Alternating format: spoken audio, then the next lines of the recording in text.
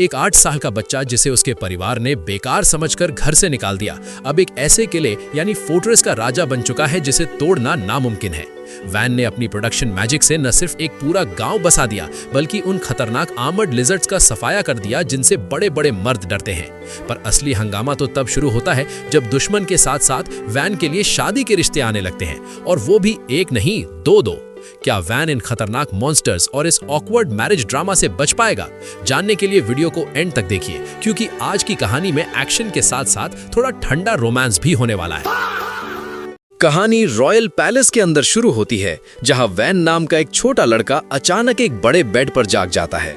जैसे ही वो अपने हाथ अपने चेहरे के सामने उठाता है, वो कंफ्यूज्ड और अनईजी फील करता है, ये सोचते हुए कि उसके हाथ इतने छोटे और कमजोर क्यों दिख रहे हैं। तभी सच धीरे धीरे समझ आता है और उसे रियलाइज होता है कि वो अपने पुरानी और मिजरेबल जिंदगी से रीइंकारनेट हुआ है। अपनी पिछली जिंदगी में वैन एक डल और खाली एग्जिस्टेंस जीता था।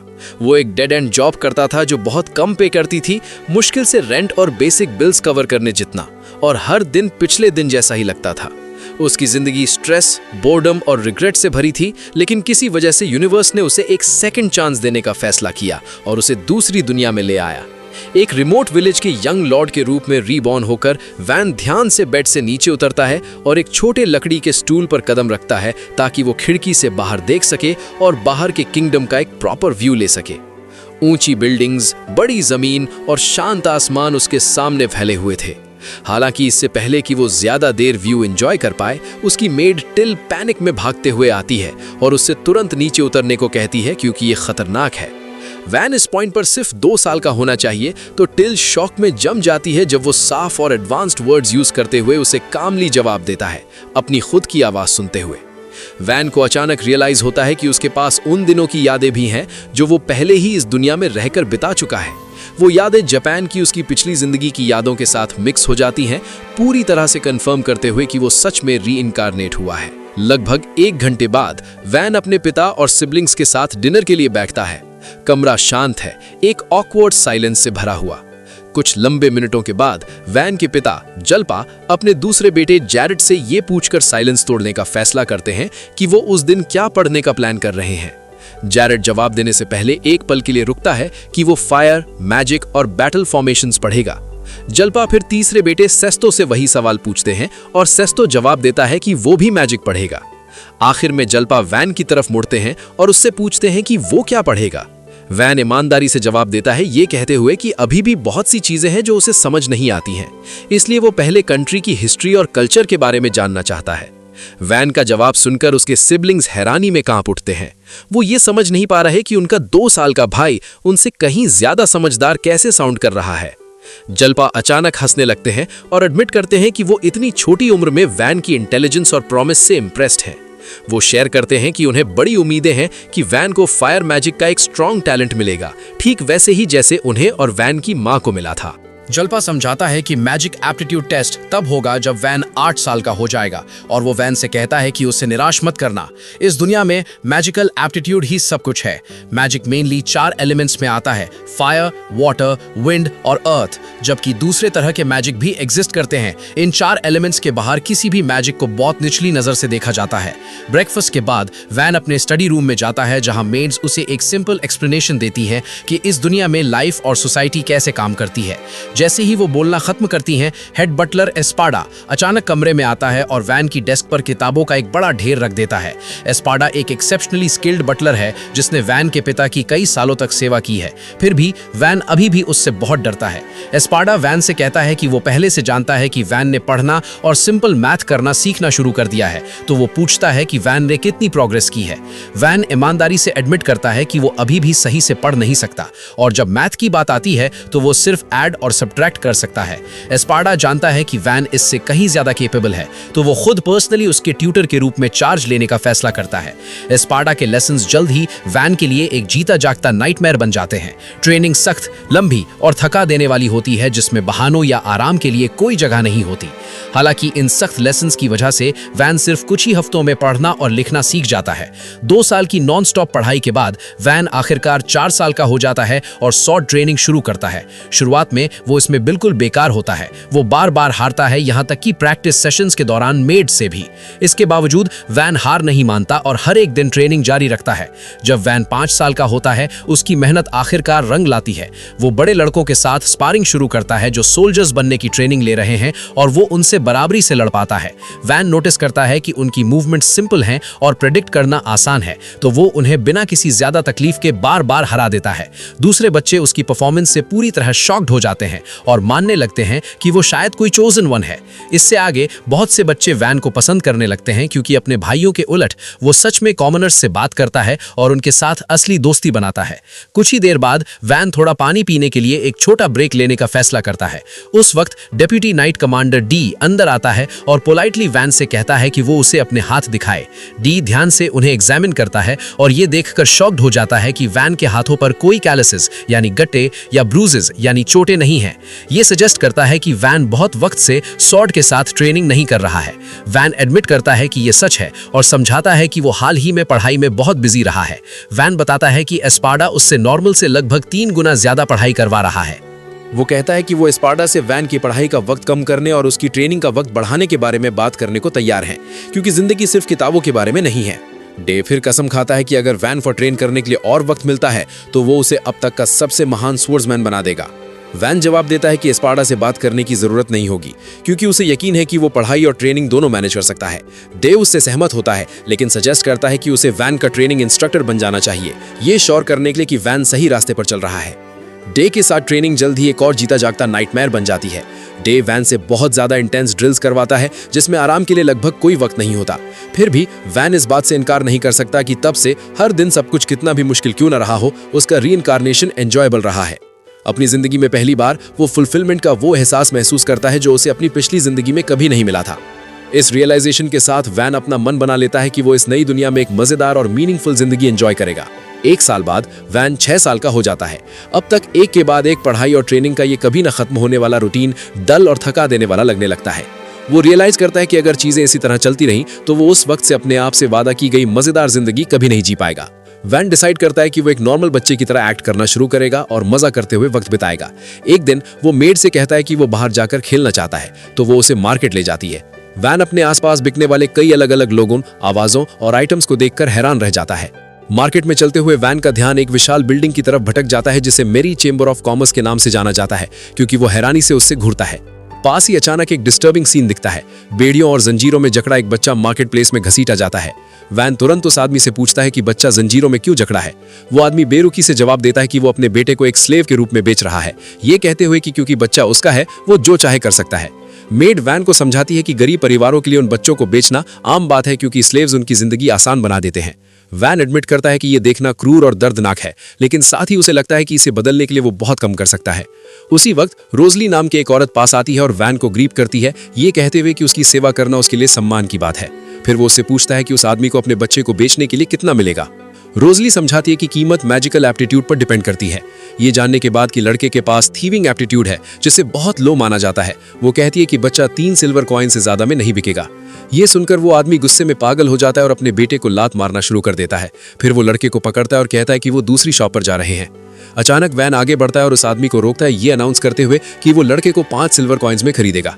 वो आदमी तुरंत मान जाता है, पैसे लेता है और पीछे मुड़े बिना चला जाता है। वैन फिर लड़के के सामने घुटनों पर बैठता है और अपना इंट्रोडक्शन देता है।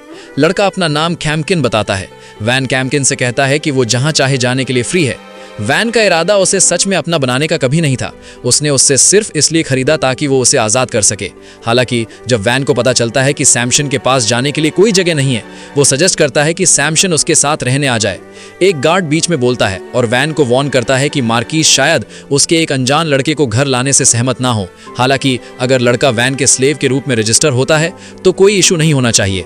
वैन सैमसन से पूछता है कि क्या ये उससे मंजूर होगा और सैमसन मान जाता है। उस पल से कैम्शन ऑफिशियली वैन का स्लेव बन जाता है। रोजली फिर उन्हें इन्फॉर्म करती है कि कुछ भी फाइनल होने से पहले उन्हें पहले स्लेव कॉन्ट्रैक्ट पूरा करना होगा।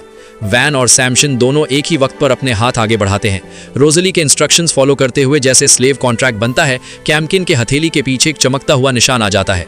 ये निशान स्लेव कॉन्ट्रैक्ट का सबूत है और ये तब तक गायब नहीं होगा जब तक कॉन्ट्रैक्ट एक्टिव रहेगा। एक बार जब सब खत्म हो जाता है, वैन और सैमसन साथ में चेंबर ऑफ कॉमर्स जाते हैं ताकि सैमसन को साफ कपड़े मिल सकें और वो अब सड़क के किसी जंजीरों में जकड़े स्लेव जैसा ना दिखे। कुछ दिनों बाद वापस पैलेस में वैन आखिरकार सुकून के कुछ पलों का मजा लेने वाला होता है। जैसे ही वो एक कुकी की तरफ हाथ बढ़ाता है, ठीक जब वो एक बाइट लेने वाला होता है, कैम्शन कमरे में आता है और उसे इन्फॉर्म करता है कि डी ट्रेनिंग के लिए आ गया है। वैन तुरंत फ्रीज हो जाता है।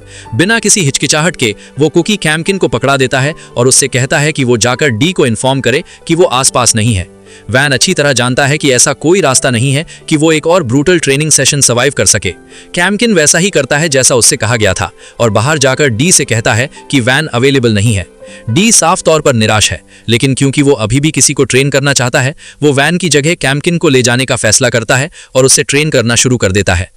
उसके बाद 2 और साल गुजर जाते हैं और वैन आखिरकार 8 साल का हो जाता है। इसका मतलब है कि उसके मैजिकल एप्टीट्यूड के ऑफिशियली टेस्ट होने का वक्त आ गया है।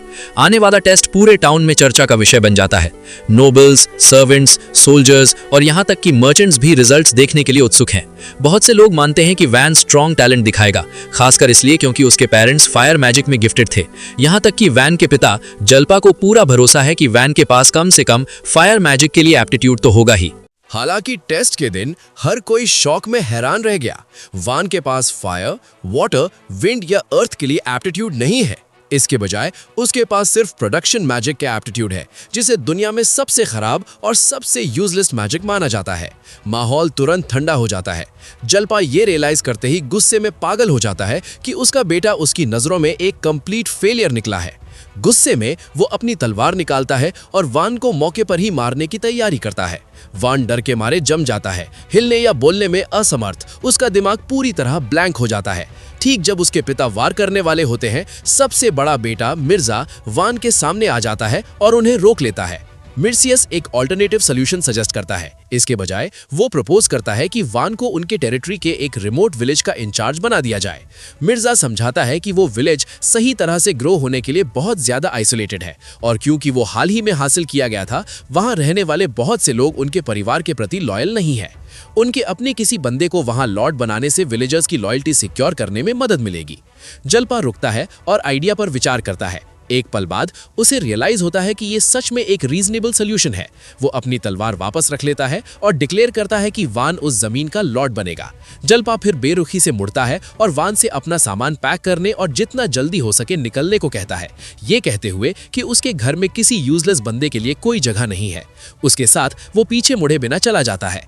उसके पिता के जाने के बाद मिर्जा गहरा झुकता है और वान से इतना ह्यूमिलिएटिंग कुछ सजेस्ट करने के लिए माफी मांगता है। वान उससे कहता है कि माफी मांगने की कोई जरूरत नहीं है, क्योंकि अगर मिर्जा बीच में नहीं आता तो वो मर गया होता। अगले दिन वान अपना सामान पैक करता है और रिमोट विलेज के लिए निकलने की तैयारी करता है। हैरानी की बात तो ये थी कि वैन दुख नहीं बल्कि एक्साइटमेंट फील कर रहा था। उसे लगा कि अब दूर गांव में कोई रोक टोक नहीं होगी और वो आखिरकार एक सुकून भरी लाइफ जी पाएगा। पर उसकी ये खुशी ज्यादा देर नहीं टिकी। तभी डी और स्पार्टा ने अनाउंस किया कि वो भी उसके साथ आएंगे वैन की ट्रेनिंग और पढ़ाई पर नजर रखने के लिए। वैन ने एक लंबी सांस ली। उसे पता था कि ये दोनों उसकी लाइफ को फिर से एक लिविंग नाइटमेयर बना देंगे। सोने पे सुहागा तो तब हुआ जब उसकी फेवरेट मेड ने भी साथ आने की जिद पकड़ ली। चलो, सारी तैयारियां पूरी हुई और वैन अपनी नई लाइफ की तरफ निकल पड़ा। कैरेज में बैठे बैठे बोर होते वक्त उसने अपना प्रोडक्शन मैजिक ट्राई किया और देखते ही देखते उसके हाथ में एक छोटी सी तलवार आ गई। खमसिन ये सब देख रहा था, पर वो हैरान नहीं हुआ क्योंकि वो जानता था कि वैन की मैजिक सीखने की स्पीड कितनी फास्ट है। तभी वैन ने खमसिन से एक सीरियस बात की। उसने कहा कि अब वो कोई प्रिंस नहीं रहा और ना ही उसका कोई स्टेटस बचा है, इसलिए खमसिन को उसके स्लेव के रूप में रहने की कोई जरूरत नहीं है। वैन ने उसे साफ कह दिया कि अगर वो चाहे तो कॉन्ट्रैक्ट तोड़कर अपनी मर्जी की आजाद जिंदगी जी सकता है। डी तुरंत ऑफर ठुकरा देता है बिना किसी हिचकिचाहट के। वो वैन को मजबूती से याद दिलाता है कि उसने पहले ही अपनी जिंदगी उसके नाम कर दी है और ये फैसला आसानी से नहीं लिया गया था। वो आगे कहता है कि अगर वैन की हिफाजत के लिए उसे अपनी जान भी देनी पड़े तो वो खुशी खुशी तैयार है, चाहे हालात कुछ भी हो।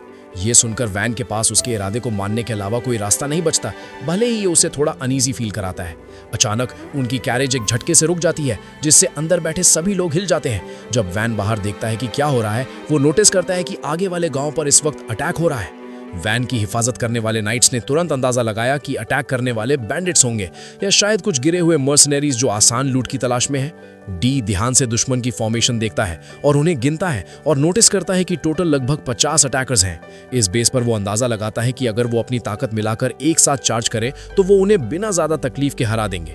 टैक्टिकल स्टैंड पॉइंट से संख्या मैनेजेबल लग रही थी, लेकिन उनके साथ ट्रैवल कर रहा एक एडवेंचरर ऑर्थो इस बात से साफ इनकार करता है। ऑर्थो डी को याद दिलाता है कि उनका काम शुरू से क्लियर था, उन्हें सिर्फ वैन को प्रोटेक्ट करने के लिए हायर किया गया था अगर वो खुद खतरे में हो। क्योंकि वैन अभी सही सलामत है और उसे टारगेट नहीं किया जा रहा, ऑर्थो आर्ग्यू करता है कि उनके लिए अपनी जान रिस्क में डालने का कोई रास्ता नहीं है ऐसी लड़ाई में जो उनके कॉन्ट्रैक्ट का हिस्सा नहीं है। डी ये सुनकर फ्रस्ट्रेटेड हो जाता है, लेकिन उसके बावजूद वो डिक्लेयर करता है कि वो फिर भी लड़ेगा। वो कहता है कि वो बस खड़े होकर मासूम विलेजर्स का कत्ल होते नहीं देख सकता जो उसके ठीक सामने हो रहा है। अगर कोई और उसके साथ नहीं आता तो वो अकेले ही चार्ज करने को तैयार है। जाने से पहले वो एडवेंचरर से कहता है कि कम से कम वो पीछे रहकर वैन की हिफाजत पर फोकस करे अगर डी के निकलने से पहले हालात बिगड़ते हैं। एस्पाडा अचानक बोलता है और इस आइडिया को मना कर देता है। एस्पाडा सीधा डी से कहता है कि अपनी जान ऐसे फेंक देना बहुत बड़ी बेवकूफ़ी होगी, खासकर उसकी इंपॉर्टेंस को देखते हुए। वो समझाता है कि डी का यहाँ मरना किंगडम की मिलिट्री फोर्सेस के फ्यूचर को बहुत नुकसान पहुंचाएगा। एक रिस्पेक्टेड एलिमेंटल मेज होने के नाते एस्पाडा इसके बजाय एक कैलकुलेटेड प्लान बताता है। वो उनकी पोजीशन के चारों तरफ एक पावरफुल डिफेंसिव वॉल बनाने का सजेशन देता है ताकि वैन सेफ रहे, जबकि एडवेंचरर्स बैरियर के पीछे से लॉन्ग रेंज अटैक्स करके दुश्मनों को कम करेंगे। और जब दुश्मन का पूरा ध्यान उन पर होगा तब डी और बाकी नाइट्स राइट फ्लैंक से अचानक अटैक करके उन्हें सरप्राइज कर देंगे। एस्पादा को पूरा यकीन था कि अगर ये स्ट्रैटेजी सही से चली तो उनकी जीत पक्की है, मगर वान जल्दी ही समझ गया कि इस प्लान का असली मतलब क्या है। दुश्मन का ध्यान एक जगह लगाने के लिए एस्पादा को खुद पीछे रहकर चारा यानी बेट बनना पड़ेगा। एस्पादा ने बिना किसी हिचकिचाहट के वान की बात सही बताई और कहा कि प्लान कामयाब करने का यही एक रास्ता है। अगर वो डिकॉय नहीं बनता तो डे और उसके आदमियों को दुश्मन से सीधा भिड़ना पड़ता और वो शायद बेमौत मारे जाते। ये सुनकर वान को उसकी बातों की गहराई समझ आ गई। अगर कुछ भी गलत होता तो इसका मतलब था कि एस्पादा को अपनी जान देनी पड़ती।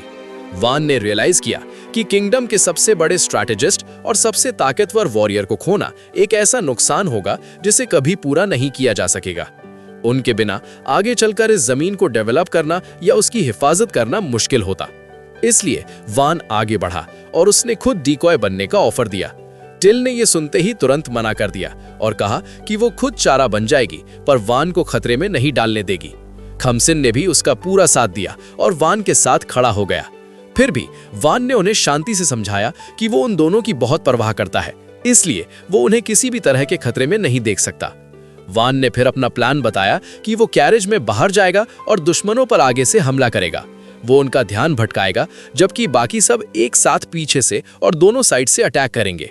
जाते जाते वान ने सबको याद दिलाया कि उसने सालों तक तलवार की सख्त ट्रेनिंग ली है, इसलिए वो इतनी आसानी से नहीं हारेगा। पर दिमाग में उसने ये भी मान लिया कि अगर वो यहाँ मर भी गया तो उसे कोई गम नहीं होगा अगर ये किसी नेक काम के लिए हो। ऑर्थो ये सब सुनकर हैरानी से वान को घूरता रह गया। वान के बातों से ऑर्थो को वो पुराना वक्त याद आया जब वो गिल्ड में था और उसे पहली बार वान को प्रोटेक्ट करने का काम मिला था। उस वक्त उसे किसी नोबल की हिफाजत करने के आइडिया से नफरत थी, क्योंकि उसका मानना था कि सारे अमीर लोग अंदर से खराब होते हैं। फिर भी उसने वो काम एक्सेप्ट कर लिया क्योंकि उसका प्लान वहां काम करने का था। पर तभी उस मेमोरी में वान उसके सामने आया, झुककर सलाम किया और बड़े दिल से ऑर्थो का शुक्रिया अदा किया कि उसने उसे प्रोटेक्ट करने की रिक्वेस्ट मान ली। वैन ने ऑर्थो की तारीफ करना जारी रखा और उस पर सच्ची कॉम्प्लीमेंट्स की बौछार कर दी। उस वक्त ऑर्थो ब्लश करने लगा और उसे पहली बार ये एहसास हुआ कि सारे अमीर लोग यानी नोबल्स बिना दिल वाले या भ्रष्ट नहीं होते। वापस प्रेजेंट में ऑर्थो आगे बढ़ा और वैन के सामने खड़ा हो गया, ये कहते हुए कि वो किसी भी हाल में उस जैसे बच्चे को अपनी जान ऐसे खतरे में नहीं डालने देंगे। दे और एस्पाडा भी दोनों आगे बढ़े और ऑर्थो की बात से पूरी तरह सहमत हुए। सब तय होने के बाद एस्पाडा ने योजना को पूरी तरह से बदलने का फैसला किया और मौके पर ही एक नया प्लान बनाया। पहले एस्पाडा एक ताकतवर डिफेंसिव दीवार खड़ी करेगा, उसके पीछे से एडवेंचरर्स दूर तक मार करने वाले अटैक्स करेंगे। फिर दे और उसके आदमी लेफ्ट साइड से चार्ज करेंगे, जबकि ऑर्थो और उसकी ग्रुप उसी वक्त राइट साइड से दुश्मन पर हमला बोल देगी। प्लान तुरंत शुरू हो जाता है। एस्पाडा ने जल्दी से डिफेंसिव वॉल खड़ी कर दी और एक बार जब वो बन गई, एडवेंचरर्स ने उसके पीछे से तीर चलाना शुरू किया, जिसने बैंडिट्स की पहली वेव को साफ कर दिया। बैंडिट्स पूरी तरह हैरान रह गए क्योंकि बचे हुए अटैकर्स ने आखिरकार वॉल को देखा और रीग्रुप होकर पलटवार करने की कोशिश की। दे और उसके आदमी तेजी से अंदर घुसे और अपनी तलवारों से एक और वेव को खत्म कर दिया। लेकिन इस भगदड़ के बीच बैंडिट्स का लीडर अचानक से निकल आया और दीवार की दूसरी तरफ भागा। वो बस प्लूरियल पर वार करने ही वाला था, तभी वैन बीच में आ गया। आखिरी सेकंड में वैन ने अपनी स्वॉर्ड स्किल्स का यूज किया और बैंडिट के पैर की एड़ी यानी अकीलीज हील पर सीधा वार किया, जिससे वो दर्द के मारे घुटनों के बल गिर गया। उसके तुरंत बाद खमसिन में छलांग लगाई और आखिरी वार किया, जिसने खतरे को हमेशा के लिए खत्म कर दिया। कुछ ही देर में बचे हुए सारे बैंडिट्स को बांध दिया गया और गांव का खतरा पूरी तरह से टल गया। खतरा खत्म होने और मिशन पूरा होने के बाद कुछ एडवेंचरर्स ने वापस घर जाने का फैसला किया ताकि वो कहीं और नए काम ले सकें। ऑर्थो वैन की सोर्ड्समैनशिप और उसकी लीडरशिप स्किल से काफी इंप्रेस्ड होता है। इसी वजह से उसके मन में वैन को लेकर क्यूरियोसिटी जागती है और वो कुछ वक्त वहां रुकने का फैसला करता है, ये कहते हुए कि वो हर तरह से उसकी मदद करेगा। ऑर्थो के बाकी साथी भी वही सोचते हैं, तो वो भी सपोर्ट देने के लिए रुक जाते हैं। सब कुछ शांत होने के बाद वैन फॉर्मली पूरे गांव को एड्रेस करने का फैसला करता है। वो आगे बढ़ता है और गांव के मुखिया रोंडो से मिलकर अपना इंट्रोडक्शन देता है। रोंडो वैन का शुक्रिया अदा करता है गांव बचाने के लिए और फिर बताता है कि ये कोई पहली बार नहीं था। असल में इसी साल में गांव पर कई बार हमले हो चुके हैं। रोंडो का मानना है कि उनका गांव बार बार टारगेट इसलिए हो रहा है क्योंकि जब वो फर्डिनांडो काउंटी का हिस्सा थे तब नाइट्स पेट्रोलिंग करते थे जो उन्हें बैंडिट से बचा कर रखते थे, पर अब वो हिफाजत चली गई है और उन्हें बचाने वाला कोई नहीं बचा। वैन रोंडो और गांव वालों से माफी मांगता है और कहता है कि मार्कीज को शायद इन दूर दराज के गांव की हालत का पता ही नहीं है। वो उन्हें यकीन दिलाता है कि अब जब वो यहाँ का लॉर्ड बन गया है वो उनकी तकलीफों को इग्नोर नहीं करेगा। फिर वो 3 रास्ते सजेस्ट करता है जिनसे आगे चलकर गांव को बचाया जा सके। पहला रास्ता ये है कि वो कुछ इतना कीमती तैयार करें कि किंगडम उन्हें इग्नोर ना कर सके। दूसरा रास्ता है कि इतना पैसा कमाएं कि मर्सनरीज हायर कर सकें। और तीसरा रास्ता है कि गांव को खुद इतना मजबूत बनाएं कि वो अपने दम पर खड़ा हो सके। तभी गांव की एक छोटी लड़की बोलती है कि उन्होंने इन रास्तों के बारे में पहले भी सोचा था, पर वो कहती है कि ये बातें कहने में अच्छी लगती हैं पर असलियत में इन पर अमल करना बहुत मुश्किल है। वैन उन्हें हिम्मत देते हुए कहता है कि वो फिक्र ना करें क्योंकि अब वो उनका नया लॉर्ड है और वो उनकी जमीन को डेवलप करेगा। लेकिन गांव वाले उसकी बातों से ज्यादा इंप्रेस नहीं होते। ये देखकर एस्पाडा और दे आगे बढ़ते हैं और बताते हैं कि वो किंगडम के चीफ कमांडर और हेड बटलर हैं। वो रोंडो और गांव वालों को यकीन दिलाते हैं कि उन्हें डरने की कोई जरूरत नहीं है। ये सुनते ही गांव वालों की हिम्मत बढ़ जाती है, लेकिन जल्द ही वो एक और परेशानी बताते हैं। वो पूछते हैं कि टैक्स का क्या होगा, क्योंकि उनके लिए अपनी फसल का 30% देना बहुत मुश्किल हो रहा था। इस पर वैन जवाब देता है कि अभी के लिए टैक्स रेट को कम करके सिर्फ 10% कर दिया जाएगा। वो समझाता है कि गांव वालों के लिए एक स्टेबल और रहने लायक माहौल बनाना अभी सबसे ज्यादा जरूरी है। गांव वाले ये सुनकर हैरान रह जाते हैं कि टैक्स पहले से आधा भी नहीं बचा और वो वैन का शुक्रिया अदा करते हैं। सिक्योरिटी के लिए एस्पाडा तुरंत गांव के चारों तरफ एक मजबूत पत्थर की दीवार खड़ी कर देता है ताकि बैंडिट्स और लुटेरों से बचा जा सके। वो आगे कहता है कि एक मोट बनाने से उनका डिफेंस और भी मजबूत हो जाएगा और डी और बाकी नाइट्स कहते हैं कि वो उसका भी ख्याल रख लेंगे। वैन वापस गांव वालों की तरफ मुड़ता है और उन्हें यकीन दिलाता है कि अगर वो उसके साथ मिलकर काम करेंगे तो वो गारंटी देता है कि ये गांव पहले से कहीं ज्यादा बेहतर तरीके से नया रूप लेगा। इसके थोड़ी देर बाद वैन अपने बनाने वाले मैजिक को टेस्ट करने का फैसला करता है। कुछ देर ध्यान लगाने के बाद वो लकड़ी के कई ब्लॉक्स बनाता है, लेकिन ये कोई आम लकड़ी के ब्लॉक्स नहीं थे। ये असल में नैनो फाइबर से बने थे और बहुत ही ज्यादा मजबूत मटेरियल था। ये ब्लॉक्स इतने मजबूत थे कि जब ऑर्थो ने उन्हें अपनी तलवार से तोड़ने की कोशिश की तो उन पर एक खरोच तक नहीं आई। वैन फिर पूरा दिन अपने मैजिक से वेपन्स बनाने में बिताता है जो देखने में बहुत ही हाई क्वालिटी लग रहे थे। ये देखकर तिल को चिंता होने लगती है कि कहीं इतना ज्यादा मैजिक यूज करने से वैन का माना खत्म ना हो जाए। वैन उसे समझाता है कि वो बिल्कुल ठीक है। उसे याद आता है कि उसने सुना था कि इस तरह का मैजिक बहुत ज्यादा माना खाता है, इतना कि एक आम आदमी के लिए एक चीज बनाना भी मुश्किल होता है। इसके बाद वो खामसिन को एक तलवार गिफ्ट करता है और खामसिन इतना खुश होता है कि वो उसे हमेशा संभाल कर रखने का वादा करता है। उस रात वैन कैंप फायर के पास बैठता है और उसे रियलाइज होता है कि बाहर कैंप करने की वजह से उसका शरीर बहुत ज्यादा दर्द कर रहा है। वो तिल और खामसिन की तरफ देखता है और जानता है कि भले ही वो दिखावा कर रहे हों कि वो ठीक हैं, पर वो दोनों भी थक चुके होंगे। इसलिए वैन फैसला करता है कि अब एक सही घर बनाने का वक्त आ गया है। अगले दिन वैन और उसके ग्रुप उन नैनो ब्लॉक्स को अरेंज करके घर बनाना शुरू करते हैं। जब रोंडो ये देखता है तो वो कहता है कि लॉर्ड के मैंशन के लिए ये परफेक्ट जगह होगी, जिससे वैन सच में खुश हो जाता है। वैन फिर अपने मैजिक से एनालाइज करना शुरू करता है कि क्या इतना बड़ा घर बनाना पॉसिबल है। वो हर एक ब्लॉक और हर एक इंच जगह को ध्यान से एग्जामिन करता है और जब उसे सब समझ आ जाता है तो वो अपना मैजिक एक्टिवेट करता है। सब हैरानी से देखते रह जाते हैं जब वैन पलक झपकते ही पूरा का पूरा मैंशन खड़ा कर देता है। जबकि बाकी सब इस नजारे को देखकर पूरी तरह शॉक्ड थे। वैन मन ही मन सोचता है कि ये शायद उसके ओरिजिनल प्लान से थोड़ा ज्यादा बड़ा बन गया है। गांव वाले हैरानी में चीयर करने लगते हैं कि कैसे वैन ने सिर्फ कुछ ही सेकंड्स में इतना खूबसूरत मैंशन खड़ा कर दिया। उस पल वैन को रियलाइज होता है कि उसका प्रोडक्शन मैजिक एक गांव को रूल और मैनेज करने के लिए एलिमेंटल मैजिक से कहीं बेहतर है और उसे ये आइडिया काफी इंटरेस्टिंग लगता है। इसके अलावा उसे महसूस होता है कि लोग एक ऐसे लॉर्ड के अंडर रहने में ज्यादा कंफर्टेबल होंगे जो प्रोडक्शन मैजिक पर फोकस करता है, बजाय किसी ऐसे के जो डेंजरस ऑफेंसिव मैजिक यूज करता हो। खमसिन दौड़कर उसके पास आता है और कहता है कि वो लॉर्ड जल्पा के भयानक किंगडम के बजाय वैन के गांव में रहना ज्यादा पसंद करेगा। लेकिन वैन इस बात को ज्यादा सीरियस नहीं लेता क्योंकि वो जानता है कि खमसिन वैसे भी उसकी तरफ बायस्ड है। एस्पाडा वैन के पास आता है और समझाता है कि इस गांव के लोगों को सच में एक ऐसे लॉर्ड की जरूरत है जो उनकी डेली लाइफ सुधार सके और इसी वजह से एस्पाडा मानता है कि वैन उनके लिए बेस्ट चॉइस है। डी और ऑर्थो भी सहमत होते हैं क्योंकि वो अभी भी शौक में है कि वो हवा से घर कैसे बना सकता है। वैन उनसे कहता है कि वो फिक्र न करें क्योंकि जब तक वो उसे काफी लकड़ी लंबर लाकर देंगे वो सबके लिए घर बना सकता है। ये सुनते ही एडवेंचरर्स और नाइट्स बहुत मोटिवेटेड हो जाते हैं और इसे एक कॉम्पिटिशन में बदलने का फैसला करते हैं। उसके बाद रोंडो और बाकी गांव वाले वैन के पास आते हैं और रिक्वेस्ट करते हैं कि वो उनके लिए भी घर बना दे। वैन उनके घरों को देखता है जो बहुत बुरी हालत में थे। भले ही वो जानता था कि वो बुरी तरह थक जाएगा, फिर भी वो मदद करने का चुनाव करता है और हर एक विलेजर के लिए नया घर बनाने का वादा करता है। ये सुनकर गांव वाले जश्न मनाने लगते हैं, ये सोचकर कि उन सबको बिल्कुल नए घर मिलने वाले हैं। वैन को इस बात की खुशी होती है क्योंकि प्रोडक्शन मैजिक, जिसे कभी सब बेकार समझते थे, आज उसी की मदद से वो लोगों के चेहरों पर मुस्कान ला पा रहा है। वैन तुरंत काम शुरू कर देता है और अपने मैजिक से हर घर को फिक्स और रीबिल्ड करता है जब तक कि वो सब नए जैसे नहीं दिखने लगते। वैन समझाता है कि उसने सारे घर एक जैसे बनाए हैं ताकि कोई भेदभाव यानी अनफेयर डिफरेंसेस ना हो। अभी के लिए इतना काफी है, लेकिन फ्यूचर में वो ऐसे घर बना पाएगा जो सबकी पर्सनल जरूरतों के हिसाब से होंगे।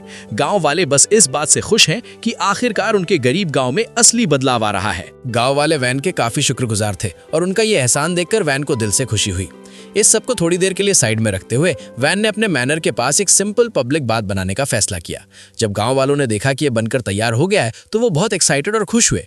वैन ने ये बात पहले अपने पर्सनल यूज के लिए बनाया था, पर उसे ये जानकर खुशी हुई कि गांव वालों को ये पसंद आया और वो भी इसका मजा ले सकते हैं। इस बात को बनाने में वैन ने अकेले काम नहीं किया था, बल्कि उसे खमसिन और प्लूरियल से भी मदद मिली थी। उस रात बाद में वैन को खमसिन के साथ अकेले नहाने का वक्त मिला। जब खमसिन बाहर निकला तो वैन ने नोटिस किया कि खमसिन ने थोड़े मसल बना लिए हैं, जिसे देखकर वैन को थोड़ी जलन हुई और उसने सोचा काश उसके पास भी ऐसे मसल्स होते। खमसिन को भी एहसास हुआ कि उसने मसल्स गेन किए हैं, पर उसने एडमिट किया कि वो डे के सामने अभी भी बहुत पतला है। तभी डे और उसके दोस्त बिना कपड़ों के वहां आ गए और सजेस्ट किया कि सबको एक साथ नहाना चाहिए क्योंकि मर्द नंगे होने पर बेहतर बॉन्डिंग करते हैं। वैन को लगा कि अब निकलने का वक्त है, पर डे ने उसे रोक लिया और साथ नहाने पर मजबूर किया। कुछ ऑकवर्ड घंटों बाद वैन आखिरकार अपने बेड पर गया और सुकून से लेट गया। अगले दिन वैन को खुशी हुई तब उसने देखा कि नाइट्स और एडवेंचरर्स ने मिलकर एक गहरी खाई खोदी है, पर उसमें अभी तक पानी नहीं था। वैन को समझ आया कि उन्हें जल्द से जल्द कोई वाटर सोर्स ढूंढना होगा। उसने प्लान बनाया कि एस्पार्डा अपने मैजिक से नदी का पानी डाइवर्ट करेगा और डे और बाकी लोग मैनुअली खुदाई करेंगे। वैन बाद में उस खाई को अपने मैजिक से मजबूत करने वाला था। काम के वक्त वैन को थोड़ा गुस्सा भी आया क्योंकि डे खुदाई को कुछ ज्यादा ही एंजॉय कर रहा था। फिर भी उसे सबको एक साथ काम करते देख अच्छा लगा। वैन को लगा था कि इसमें एक हफ्ता लगेगा, पर सूरज ढलने तक डे और बाकी लोगों ने इतनी तेजी से काम किया कि अगला गांव दूर से ही दिखने लगा। थकान की वजह से सब अधूरे हो गए थे, इसलिए वैन ने काम रोकने को कहा, पर उसे हैरानी हुई कि डे और एस्पार्डा अभी भी बिना थके काम कर सकते थे। अगले दिन तक नहर तैयार हो गई और जब गेट खोला गया तो सब हैरानी से पानी को बहता देखने लगे। पूरा गांव पानी से घिरा था, पर वैन ने ओवरफ्लो से बचने के लिए पीछे एक लेक बनाने का फैसला किया। एस्पार्डा को भी लगा कि ये लेक सूखे के वक्त काम आएगी। लेक कंप्लीट होने के कुछ ही देर बाद गांव वाले जश्न मनाने लगते हैं क्योंकि वो जानते हैं कि इसका मतलब है उन्हें पानी की चिंता कभी नहीं करनी पड़ेगी। वन भी खुश होता है और इस कामयाबी के साथ उसे पक्का यकीन हो जाता है कि गांव में जिंदगी अब सबके लिए कहीं ज्यादा आसान और आरामदायक हो जाएगी। इसी बीच जंगल की गहराइयों में पैनामेरा नाम की एक औरत एक रिमोट विलेज की तरफ ट्रैवल करते हुए दिखती है, एक नोबल की बेटी के साथ जिसका नाम आर्ट है। उन्हें देखकर ही साफ पता चलता है कि दोनों के बीच एक मजबूत रिश्ता है और आर्ट पैनामेरा पर पूरी तरह भरोसा करती है और उसे एक भरोसेमंद इंसान मानती है। वापस गांव में वन बिना थके काम करना जारी रखता है और उसने अभी अपने मैजिक का यूज करके एक विशाल दीवार खड़ी कर दी है जो सबको बहुत ही इंप्रेसिव लगती है। फिर भी वन को लगता है कि इस दीवार को और बेहतर और सेफ बनाया जा सकता है, इसलिए वो सामने की तरफ प्रोटेक्टिव आर्मर के साथ लॉन्ग रेंज बैलिस्टिक शूटर्स भी लगा देता है ताकि अगर कोई हमला करे तो वो खुद सेफ रहते हुए गांव को डिफेंड कर सके। जबकि वन इन सब को काफी बेसिक मानता है, बाकी सब इससे पूरी तरह शॉक में रह जाते हैं। गांव वालों को अब रियलाइज होने लगता है कि उनका पुराना टूटा फूटा छोटा सा गांव अब सिर्फ एक गांव नहीं रहा बल्कि एक किले में बदल गया है जो खतरे से खुद को बचा सकता है। डेप इन सब बातों पर सोचता है कि अगर लॉर्ड जलपा को पता होता कि वन के पास इतनी इनक्रेडिबल पावर है तो वो उसे कभी घर से नहीं निकालते और शायद उसे एडवाइजर या घर का हेड भी बना देते। लेकिन एस्पार्डा को लगता है कि लॉर्ड जलपा फिर भी वन को निकाल देते क्योंकि उसकी ताकत हमला करने और जमीन जीतने के लिए सही नहीं है। डेप इससे बिल्कुल असहमत होता है और कहता है कि जंग सिर्फ हमले के बारे में नहीं होती बल्कि उसमें मजबूत डिफेंस भी शामिल होना चाहिए और वन की पावर उसे रॉयल फैमिली का सबसे ताकतवर मेंबर बना सकती थी। वो काफी देर तक इस पर बहस करते रहते हैं जब तक कि वन उन्हें बीच में रोक नहीं देता और कहता है कि इस पर डिबेट करने से कोई फायदा नहीं होगा और अब उन्हें बस उतनी मेहनत से लड़ना है जितना वो कर सकते हैं उन चीजों के साथ जो उनके पास पहले से हैं। सब लोग उसकी बात से सहमत हो जाते हैं और काम पर फोकस करते हैं। कुछ घंटों बाद टिल वैन के लिए एक स्वादिष्ट लंच बनाती है और जैसा एक्सपेक्टेड था वैन को वो बहुत टेस्टी लगता है। खाने के दौरान एस्पादा ये चिंता जताता है कि उन्हें गांव के लिए इनकम जनरेट करने का कोई रास्ता ढूंढना होगा। वैन थोड़ी देर के लिए सोचता है और हिसाब लगाता है कि वो बचे हुए घरों और फर्नीचर को मैनेज कर सकता है और किसान जो फसल उगा रहे हैं वो काफी होनी चाहिए, इसलिए शायद किसी बड़ी इनकम सोर्स की जरूरत ना पड़े। लेकिन वैन को जल्दी ही रियलाइज होता है कि इस प्लान का एक नुकसान ये है कि उसके पास उन बेक्ड डिजर्ट्स के लिए इंग्रेडिएंट्स नहीं होंगे जो उसे इतने पसंद हैं। इस वजह से वो सलाह देता है कि वो जल्द से जल्द आइडियाज सोचना शुरू करे कि गांव क्या प्रोड्यूस या सेल कर सकता है। कई आइडियाज पर बात करने के बाद वैन को उनमें से कोई भी प्रॉमिसिंग नहीं लगता और उसे रियलाइज होता है कि इस गांव से कुछ यूनिक और वैल्यूएबल ढूंढना आसान नहीं होगा। अगले दिन वैन सजेस्ट करता है कि टिल और खमसिन उन नए वेपन्स को टेस्ट करें जो उसने उनके लिए बनाए थे। जब खमसिन अपनी तलवार को ओर्क मटेरियल से बनी शील्ड पर टेस्ट करने की कोशिश करता है तो तलवार शील्ड को पूरी तरह आधा काट देती है। भले ही खमसिन ने उस वार में नाम मात्र की ताकत लगाई थी, जहरा तुरंत रोने लगता है क्योंकि उसने वो शील्ड अभी बनाई थी और उसे बिल्कुल उम्मीद नहीं थी कि वो टूट जाएगी, खासकर तब जब वो किंगडम के सबसे टफ मटेरियल्स में से एक से बनी थी। खुशकिस्मती से वैन तुरंत अपने मैजिक से शील्ड को रिपेयर कर देता है, उसे पूरी तरह ठीक कर देता है और जहरा फिर से खुश और रिलीव्ड हो जाता है। तभी ऑर्थो ओर से भरी एक गाड़ी लेकर आता है और वैन को उन ढेर सारे मॉन्स्टर्स के बारे में बताता है जो उसे जंगल में मिले, जिस वजह से वो ये सारे ओर्स इकट्ठा कर पाया। वैन पूछता है कि क्या वो कुछ आयरन ओर टेस्ट कर सकता है और ऑर्थो बिना किसी दिक्कत के मान जाता है। वैन फिर आयरन ओर का यूज करके कुछ आयरन क्राफ्ट करता है और जहरा रिजल्ट देखकर तुरंत इंप्रेस हो जाता है। एक्साइटेड होकर जहरा वैन से मदद मांगता है कि वो उसके लिए भी एक तलवार बना दे। वैन मान जाता है क्योंकि उसे थोड़ा गिल्ट फील हो रहा था कि उसने पहली बार जहरा की शील्ड तोड़ दी थी। वो ध्यान से कंसंट्रेट करता है तलवार की शेप, बैलेंस और डेंसिटी के बारे में सोचते हुए जो वो बनाना चाहता है। अपनी स्किल का यूज करके वैन सबसे बेहतरीन दिखने वाली आयरन स्वॉर्ड बनाता है और जहरा को वो बहुत पसंद आती है। इससे एनकरेज्ड होकर वैन एक और लंबी तलवार बनाता है और बाकी एडवेंचरर्स भी अपने लिए वैसे ही वेपन्स मांगने लगते हैं। वन उनसे कहता है कि वो जाकर मिनरल्स इकट्ठा करे और वो वादा करता है कि वो उन सब के लिए तलवार बनाएगा। प्लूरियल वैन की बनाई हुई तलवार को एग्जामिन करता है और रियलाइज करता है कि उसकी क्वालिटी इतनी हाई है कि वो शायद बहुत महंगी बिक सकती है। इसी बीच एस्पार्डा नोटिस करता है कि उन्होंने जो ओर्स माइन किए हैं उनमें से एक मिथ्रिल है, जो उसे हैरान कर देता है क्योंकि मिथ्रिल का जंगल में मिलना बहुत अनयूजुअल है। इससे उसे यकीन हो जाता है कि आसपास जरूर कोई डंजन होगा जो अभी तक ढूंढा नहीं गया है। क्योंकि इस एरिया का बहुत टाइम से सर्वे नहीं हुआ है, सब मानते हैं कि यह संभव है। वन इस आइडिया पर मुस्कुराता है क्योंकि वो जानता है कि नया डंजन मिलने से गांव और भी फेमस और इम्पोर्टेंट बन जाएगा। नॉर्मल तौर पर जब एडवेंचरर गिल्ड को किसी नए डंजन के बारे में पता चलता है तो वो सबसे पास वाले टाउन में ब्रांच खोलते हैं और एलीट एडवेंचरर्स के ग्रुप को भेजते हैं जिसे शिवल्रिक ऑर्डर कहते हैं। लेकिन दिक्कत यह है कि उनके गांव के पास अभी इतने रिसोर्सेज या इंफ्रास्ट्रक्चर नहीं है जो ऐसी ब्रांच को सपोर्ट कर सके, इसलिए वो प्लान काम नहीं करेगा। किंगडम को बताना भी कोई ऑप्शन नहीं है क्योंकि वैन को ब्लैक शीप मानकर बैनिश किया गया था। अगर उन्हें पता चला कि जिस जमीन पर उसे भेजा गया है वो इतनी कीमती है तो वो उसे कहीं और भेज सकते हैं। कोई नहीं चाहता कि ऐसा हो। प्लूरियल फिर सजेस्ट करता है कि वैन को पहले गांव को ग्रो करना चाहिए और डंजन ढूंढने से पहले सारी जरूरी फैसिलिटीज और एमिनिटीज बनानी चाहिए, जिससे हाउस ऑफ फर्डिया के लिए इंटरफेयर करना बहुत मुश्किल हो जाएगा। सब इस प्लान से सहमत होते हैं और वैन उनका शुक्रिया अदा करता है। थोड़ी देर बाद वैन और टिल आराम से टहल रहे होते हैं जब अचानक आर्मर्ड लिजर्ड्स का एक ग्रुप सीधा गांव की तरफ आता दिखता है। जवाब में वैन सबको रैम्पार्ट के अंदर जाने का ऑर्डर देता है और गांव वालों को बचाने के लिए गेट्स बंद कर देता है। सबकी आंखों में डर देखकर वैन उन्हें तसल्ली देता है और कहता है कि वो फिक्र ना करें, वो उन सब के लिए लड़ेगा। हालांकि वो जानता है कि वो ये लड़ाई सिर्फ ताकत से नहीं जीत सकता, इसलिए वो गांव वालों से कहता है कि वो भी अपनी ताकत दें ताकि वो मिलकर गांव को आने वाले खतरे से बचा सकें। गांव के लोग बस पीछे खड़े रहकर वैन को अकेले लड़ते हुए नहीं देखना चाहते, इसलिए वो आगे आते हैं और सजेस्ट करते हैं कि उन्हें एक ग्रुप की तरह मिलकर लड़ना चाहिए। उनका मानना है कि साथ काम करने से उनके बचने के चांसेस बढ़ जाएंगे। वैन उनके सपोर्ट और हिम्मत के लिए बहुत शुक्रगुजार महसूस करता है। वो फिर सबको जल्दी रैम्पार्ट्स पर जाने को कहता है ताकि वो हमले के लिए तैयार हो सके।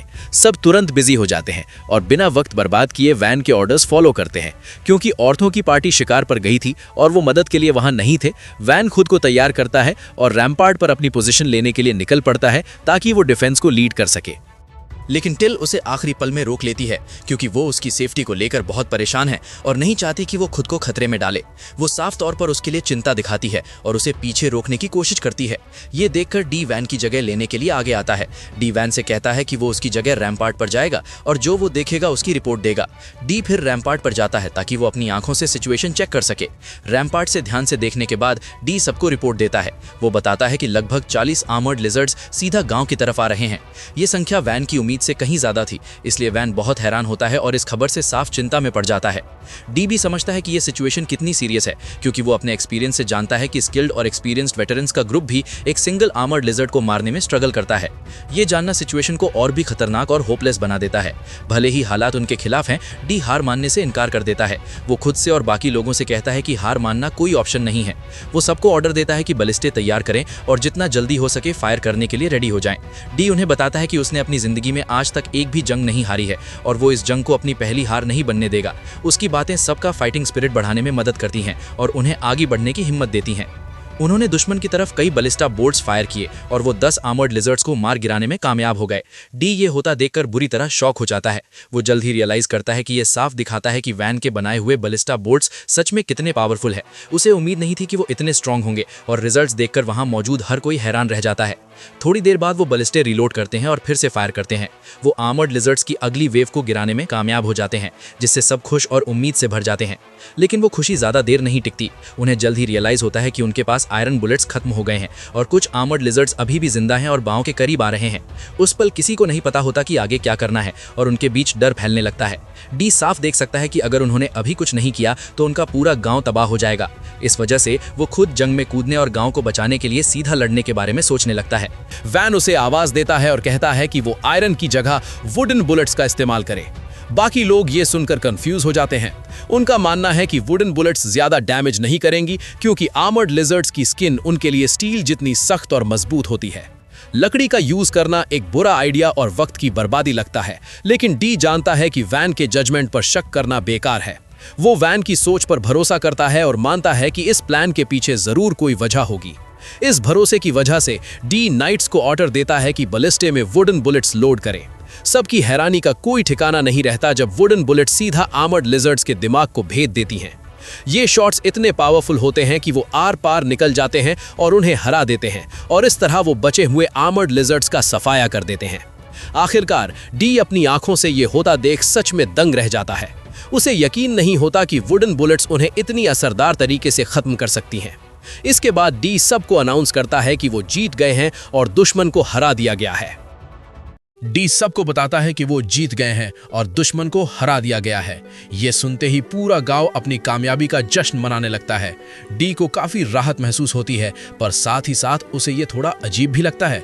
उन्होंने बिना किसी नुकसान के और कम से कम बुलेट्स यूज करके ये सब कर दिखाया, जो उसके लिए थोड़ा एंटी क्लाइमैक्टिक फील होता है। मतलब इतनी बड़ी मुसीबत आई और इतनी आसानी से चली गई। इसी वजह से डी का यकीन और भी पक्का हो जाता है कि वैन आगे चलकर बहुत बड़ा इंसान बनने वाला है। उसे साफ दिखता है कि वैन कोई मामूली लॉर्ड नहीं है, बल्कि वो इस गांव का फ्यूचर पूरी तरह बदल देगा। उस दिन बाद में सब मिलकर उन आर्मर्ड लिजर्ड्स की खाल उतारने और मांस यानी मीट निकालने में लग जाते हैं। गांव वाले एक टीम की तरह काम करते हैं ताकि वो हर चीज को ढंग से साफ और तैयार कर सकें। जब वैन देखता है कि उन्हें कितना सारा मीट मिला है तो वो सजेस्ट करता है कि उन्हें आज रात एक बड़ी दावत रखनी चाहिए अपनी जीत को सेलिब्रेट करने के लिए। उसका मानना है कि इतनी खतरनाक लड़ाई के बाद सबको रिलैक्स करने, अच्छा खाना खाने और एंजॉय करने का पूरा हक है। फीस्ट के दौरान सब कुछ बहुत अच्छा रहता है और गांव वाले बेहद खुश होते हैं। वो शुक्रगुजार हैं कि उन्हें वैन जैसा लॉर्ड मिला है। कई लोगों को लगता है कि उन्हें बचाने और लीड करने के लिए इससे बेहतर इंसान नहीं मिल सकता था। माहौल बहुत खुशनुमा होता है और वैन की लीडरशिप की वजह से लोग अपने फ्यूचर को लेकर सेफ और होपफुल फील करते हैं। बाद में कैंप फायर के पास बैठकर ऑर्थो वैन से आर्मर्ड लिजर्ड्स की वैल्यू के बारे में बात करता है। ऑर्थो समझाता है कि अगर वो इन लिजर्ड्स को किसी मर्चेंट को बेचते तो नॉर्मल हालत में उन्हें एक लिजर्ड के बदले 20 गोल्ड कॉइन्स मिलते, लेकिन इस केस में प्रॉब्लम यह है कि बेचने से पहले ही ज्यादातर मीट खराब हो जाएगा। अगर ट्रांसपोर्ट का खर्चा और बाकी कॉस्ट्स हटा दें तो आखिर में उन्हें हर पीस के लिए सिर्फ 8 गोल्ड कॉइन्स ही मिलेंगे। वैन अपने दिमाग में हिसाब लगाता है कि उनके पास कितना मीट है। वो रियलाइज करता है कि सब कुछ बेचने के बाद उन्हें टोटल 300 गोल्ड कॉइन्स मिलने चाहिए। उसकी पिछली जिंदगी में जापान के हिसाब से ये रकम लगभग 300 मिलियन येन के बराबर होती। ये सोचकर वो हैरान और एक्साइटेड हो जाता है कि वो कितना अमीर बनने वाला है।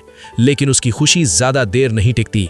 एस्पाडा उसे जल्द ही बताता है कि जब भी कोई गांव 100 गोल्ड कॉइन से ज्यादा कमाता है तो उन्हें उसका 50% टैक्स के रूप में माकिस को देना पड़ता है। ये सुनकर वैन का मूड खराब हो जाता है क्योंकि उसे रियलाइज होता है कि वो अपनी कमाई का आधा हिस्सा खोने वाला है। लेकिन गोल्ड खोने से ज्यादा उसे इस बात की चिंता है कि इससे जो अटेंशन मिलेगी वो खतरनाक हो सकती है। अगर वो इतना सारा मीट बेचेंगे तो गांव बड़ी आसानी से बड़े ऑफिसर्स की नजर में आ जाएगा। वैन को डर लगने लगता है कि जब उसके पिता को पता चलेगा कि उनका गांव इतनी वेल्थ और सक्सेस संभाले हुए है तो उसके पिता उसे वहां से निकालकर किसी और गांव में भेज सकते हैं। अगर ऐसा हुआ तो वैन का मानना है कि वो कभी वो शांत और सुकून भरी जिंदगी नहीं जी पाएगा जो वो हमेशा से अपने लिए चाहता था। घर छोड़ने और अपनी शांत जिंदगी खोने का ख्याल उसे बुरी तरह परेशान करता है। लेकिन एस्पाडा पॉइंट आउट करता है कि एक तरीका है जिससे वो इस पूरी सिचुएशन को राज रख सकते हैं। वो समझाता है कि वो आर्मर्ड लिजर्ड्स को हराने का क्रेडिट वैन के बड़े भाई मर्सिया को दे सकते हैं। ऐसा करने से सारा क्रेडिट मर्सिया को मिलेगा और उनका गांव ज्यादा अटेंशन ड्रॉ नहीं करेगा। ये वैन और गांव को बेमतलब की नजर से बचाने में मदद करेगा। वैन इस प्लान के बारे में सोचता है और रियलाइज करता है कि ये असल में एक बहुत अच्छा आइडिया है। वो सहमत होता है कि क्रेडिट मर्सिया को देना समझदारी है, खासकर तब जब मर्सिया के नाम पर अभी तक कोई बड़ी अचीवमेंट नहीं है। अगले दिन 2 मर्चेंट्स गांव पहुंचते हैं। उन्हें बताया गया था कि ये बस एक छोटा दूर दराज का गांव है, पर जब उन्होंने उसे देखा तो वो शॉक रह गए। गांव उनकी उम्मीद से कहीं ज्यादा डेवलप्ड था। पहुंचने पर मर्चेंट्स ने अपना इंट्रोडक्शन बेल और रैंगो के रूप में दिया, जो एक पॉपुलर ट्रेडिंग कंपनी को रिप्रेजेंट करते थे। उसके बाद वैन ने उन्हें गांव के अंदर इनवाइट किया ताकि वो करीब से देख सके। मर्चेंट्स गांव में इकट्ठा किए गए आर्मर्ड लिजर्ड स्किन्स की बड़ी संख्या देखकर हैरान रह गए। उन्होंने उम्मीद नहीं की थी कि इतना छोटा गांव इतने सारे आर्मर्ड लिजर्ड्स को हराने के काबिल होगा। असल में ये नजारा देखकर वो गांव की ताकत से थोड़ा डर भी गए। बेल ने जल्दी से सारी स्किन्स खरीदने के लिए हाँ कर दी और कहा कि वो कुछ आदमी भेजेगा जो सब कुछ वापस ले जाएंगे। वैन ये सुनकर बहुत खुश हुआ क्योंकि मीट ज्यादा देर तक फ्रेश नहीं रहने वाला था। उसने उन्हें ये भी कहा कि अगर जरूरत हो तो वो कुछ मीट फ्री में भी ले जा सकते हैं। बदले में वैन ने मर्चेंट्स को उन हाई क्वालिटी वेपन्स के बारे में बताया जो वो गांव में बना रहा था। उसने पूछा कि क्या वो कुछ खरीदने में इंटरेस्टेड होंगे। बेल और रैंगो ने वेपन्स को ध्यान से एग्जामिन किया और उनकी क्वालिटी देखकर बहुत हैरान हुए। इंप्रेस होकर उन्होंने वो सारे वेपन्स खरीदने का फैसला किया जो वैन ने बनाए थे। उसके बाद वैन ने पूछा कि क्या वो उसके वेपन्स को प्रमोट करने में मदद कर सकते हैं ताकि सेल्स बढ़ सके। बेल और रैंगो एक पल के लिए हिचकिचाए। उनकी हिचकिचाहट देखकर वैन को रियलाइज हुआ कि वो ओरिजिनली वेपन्स पर अपनी मोनोपोली यानी एकाधिकार बनाने का प्लान बना रहे थे, लेकिन अब वो उन्हें नाइफ समझ रहा था क्योंकि उसने ये पहले ही भांप लिया था। वैन ने शांति से उन्हें कहा कि सेल्स बढ़ाने से पहले प्रॉफिट बढ़ाने का तरीका ढूंढना सबसे बेहतर होगा। उसने सजेस्ट किया कि वो सीधा उसके गांव में एक दुकान खोल ले। बेल और रंगो ये देखकर हैरान थे कि वैन उन्हें ऐसा करने देगा और वो उसकी दरिया दिली के लिए बहुत शुक्रगुजार थे। इसके तुरंत बाद वैन ने 5 मिनट से भी कम वक्त में उनके लिए एक दुकान बना दी। दोनों मर्चेंट्स ये देखकर और भी ज्यादा शॉक हो गए कि उसने ये कितनी जल्दी कंस्ट्रक्ट कर दिया। इसी बीच आर्ट और पैनामेरा गांव के दरवाजे के बाहर दिखे, जो ये जानने के लिए उत्सुक थे कि गांव के लॉर्ड के एक प्रोडिजी होने की अफवाहें सच हैं या नहीं। उस दिन बाद में एस्पाडा ने वैन से गांव की ग्रोथ के बारे में बात की। उसने सजेस्ट किया कि जिस तरह चीजें डेवलप हो रही हैं, उसे प्लान करना शुरू करना चाहिए कि आखिरकार गांव में लगभग 10,000 लोग होंगे। वैन को ईमानदारी से लगा कि ये नंबर बहुत ज्यादा है, लेकिन एस्पाडा ने समझाया कि गांव जिस तरह बढ़ रहा है, ये हिसाब सही लगता है। उसने नोट किया कि उन्हें गांव की हिफाजत करने, फैसिलिटीज बचाने और ओवरऑल ऑर्डर बनाए रखने के लिए बहुत लोगों की जरूरत पड़ेगी। वैन ने एस्पाडा के जजमेंट पर भरोसा किया। अगर वो ऐसा प्लान सजेस्ट कर रहा है तो ये जरूर अच्छा आइडिया होगा। वैन ने फिर टाउन को स्टार शेप में रीडिजाइन करने के बारे में सोचा। उसे रियलाइज हुआ कि ये लेआउट गांव को प्रोटेक्ट करना बहुत आसान बना देगा अगर कभी उन पर हमला हुआ। वो अभी ये सोच ही रहा था कि तभी एक नाइट रूम में घुसा और अनाउंस किया कि पड़ोसी काउंटी फर्डिनेंडो से एमिसरीज यानी कि दूत आए हैं। थोड़ी देर बाद आर्ट और पैनामेरा वैन के ऑफिस में दाखिल हुए। पैनामेरा ने पहले अपना इंट्रोडक्शन दिया, ये बताते हुए कि वो एक वाइस कॉन्टेस है जो नाइट की रैंक से ऊपर उठी है। आर्ट ने खुद को हाउस ऑफ फर्डिनेंडो की सबसे छोटी बेटी बताया। उसने समझाया कि वो अपने पिता के ऑर्डर्स फॉलो करते हुए गांव में रिस्पेक्ट देने आई है। इसके तुरंत बाद सब बात करने के लिए बैठ गए। वैन ने सीधा सीधा कहा कि उसे लगता है वो गांव को ऑब्जर्व करने, दुश्मन की हालत का जायजा लेने और यहाँ जो अचीव किया गया है उससे सीखने आए हैं। ये सुनकर पैनामेरा जोर से हंस पड़ी, हैरान होकर कि वैन जैसा 8 साल का बच्चा पहले से ही इतना स्ट्रेटेजिकली सोच सकता है। फर्डिनेंडो काउंटी को चिंता है कि क्योंकि वैन को ये जमीन सौंपी गई है, वो फ्यूचर में अपने पिता के एम्बिशंस को आगे बढ़ा सकता है, इसलिए वो उसके आसपास सावधान है। लेकिन वैन ने उन्हें तसल्ली दी कि वो फिक्र न करें। उसने समझाया कि उसे इस गांव में सिर्फ इसलिए एग्जाइल किया गया था क्योंकि वो एलिमेंटल मैजिक यूज नहीं कर सकता था और इससे ज्यादा कुछ नहीं। पैनामेरा ने तुरंत इसे झूठ बताया। उसने देखा कि गांव कितना डेवलप हो चुका है और अंदाजा लगाया कि इसकी कंस्ट्रक्शन में लगभग 5,000 लोग शामिल रहे होंगे। वैन एक पल के लिए चुप रहा, उसे बोलने दिया और फिर अचानक हंस पड़ा। उसने कहा कि ये समझाने के बजाय कि गांव इतनी जल्दी कैसे डेवलप हुआ, वो उन्हें बस दिखाना पसंद करेगा। वो सब खुले मैदान में गए और वैन ने अपना मैजिक दिखाया। वो प्रोडक्शन मैजिक का इस्तेमाल करके ब्लॉक्स और स्ट्रक्चर्स बनाने लगता है, वो भी इनक्रेडिबल स्पीड और सफाई के साथ। ना पैनामेरा और ना ही आर्ट को अपनी आंखों पर यकीन होता है जब वैन बताता है कि उसके पास प्रोडक्शन के लिए स्पेशल एप्टीट्यूड है। आर्ट को तुरंत अपने बचपन की याद आती है और फिर वैन उन्हें बताता है कि उसके पिता ने उसे किंगडम से निकाल दिया जब उन्हें पता चला कि उसके पास सिर्फ प्रोडक्शन मैजिक है। पैनामेरा सोचती है कि ये कितना बड़ा बेवकूफी भरा कदम था, क्योंकि किंग अब तक वैन के टैलेंट का यूज करके किंगडम को कितना बड़ा कर सकता था। पैनामेरा पहले ही वैन की एबिलिटीज से काफी हद तक कन्विंस्ड हो चुकी है। वो मानती है कि यहाँ आने की मेन वजह आर्ट का हाथ शादी के लिए वैन को ऑफर करना थी। इससे ये पक्का हो जाता कि गांव और फर्नांडो काउंटी के बीच फ्यूचर में कोई झगड़ा ना हो। लेकिन वैन कहता है कि शादी की कोई जरूरत नहीं है। जब तक फर्नांडो कोई एक्सट्रीम एक्शन नहीं लेता तब तक झगड़े की कोई वजह ही नहीं होगी। पैनामेरा मानती है कि शुरू में वो इस आइडिया के खिलाफ थी क्योंकि उसे लगा था वैन बाकी घमंडी नोबल्स जैसा होगा, पर ये देखने के बाद कि वो असल में कैसा इंसान है, अब वो आर्ट से उसकी शादी के आइडिया को सपोर्ट करती है। वो यहाँ तक कहती है कि अगर एज डिफरेंस ना होता तो वो खुद वैन से शादी करने का सोचती। वो आर्ट की तरफ मुड़ती है और पूछती है कि वो वैन की शादी के बारे में क्या सोचती है। आर्ट जवाब देती है कि वो अभी श्योर नहीं है और उसे सोचने के लिए थोड़ा और वक्त चाहिए। पैनामेरा उसे तसल्ली देती है कि चिंता ना करे क्योंकि वो आज रात गांव में ही रुकेंगे, जिससे आर्ट को सोचने के लिए पूरा दिन मिल जाएगा।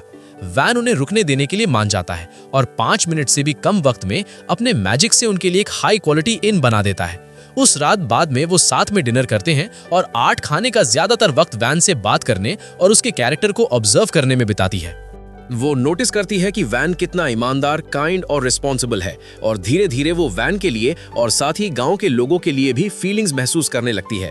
डिनर के बाद वैन अपने दोनों मेहमानों को उनके कमरे तक छोड़ने जाता है। जब वो दरवाजे पर पहुंचते हैं, पैनामेरा बस उसे गुड नाइट बोलती है और अंदर चली जाती है, जबकि आर्ट वैन का शुक्रिया अदा करती है हर उस चीज के लिए जो उसने उस दिन किया, और वो भी थोड़े ऑकवर्ड तरीके से उसे गुड नाइट विश करती है। थोड़ी देर बाद वैन को एक जरूरी बात रियलाइज होती है, क्योंकि आर्ट को उसके पास शादी के लिए भेजा गया था। इसका मतलब है कि शायद उसे भी एलिमेंटल मेज ना होने की वजह से उसके गांव से निकाल दिया गया होगा। ये समझते ही वैन देखता है कि वो और आर्ट इस मामले में ज्यादा अलग नहीं है। वो फैसला करता है कि वो अपने हर फैसले में आर्ट की खुशी और मर्जी को सबसे ऊपर रखेगा। उस रात सोने से पहले आर्ट अपने तकिए को गले लगाती है और कल के बारे में सोचती है। वो प्लान बनाती है कि काफी वक्त बाद पहली बार वो वैन से खुद बात शुरू करने की कोशिश करेगी। वो सच में अगले दिन का इंतजार कर रही होती है कि नया सवेरा क्या लाएगा। अगले दिन टिल और खमसिन वैन को उठाते हैं। वो उसे कहते हैं कि अभी के अभी लेक पर चलो क्योंकि उन्होंने वहां कुछ अजीब देखा है। वैन बिस्तर से उठने में थोड़ा आनाकानी करता है, खासकर क्योंकि सुबह बहुत जल्दी थी, लेकिन जब वो दोनों काफी जिद करते हैं तो आखिरकार वो उठ जाता है और उनके पीछे चलता है। जब वो लेक पर पहुंचता है तो देखता है कि गांव वालों की भीड़ वहां जमा है। वैन आगे बढ़ता है और ये देखकर हैरान रह जाता है कि पानी में मरमेड जैसी कोई चीज तैर रही है जिसका सिर पानी के ऊपर दिख रहा है। ये एक ऐसी रेयर स्पीशीज है जिसे लोग शायद ही कभी मिल पाते हैं। इसलिए वैन सोच में पड़ जाता है कि आखिर ये उनके गांव में क्या करने आई है। वैन उससे बात करने की कोशिश करता है पर वो उसे इग्नोर कर देती है और बस घूरती रहती है। उसे लगता है कि खाना ऑफर करना शायद दोस्ती दिखाने का अच्छा तरीका हो सकता है, इसलिए वो उसे एक प्लेट मीट देता है। जब वो उसे पानी की तरफ बढ़ाता है वो तुरंत तैर कर आती है और पूछती है कि क्या वो उसे ले सकती है। वैन हाँ कहता है और वो एक टुकड़ा उठाकर खा लेती है।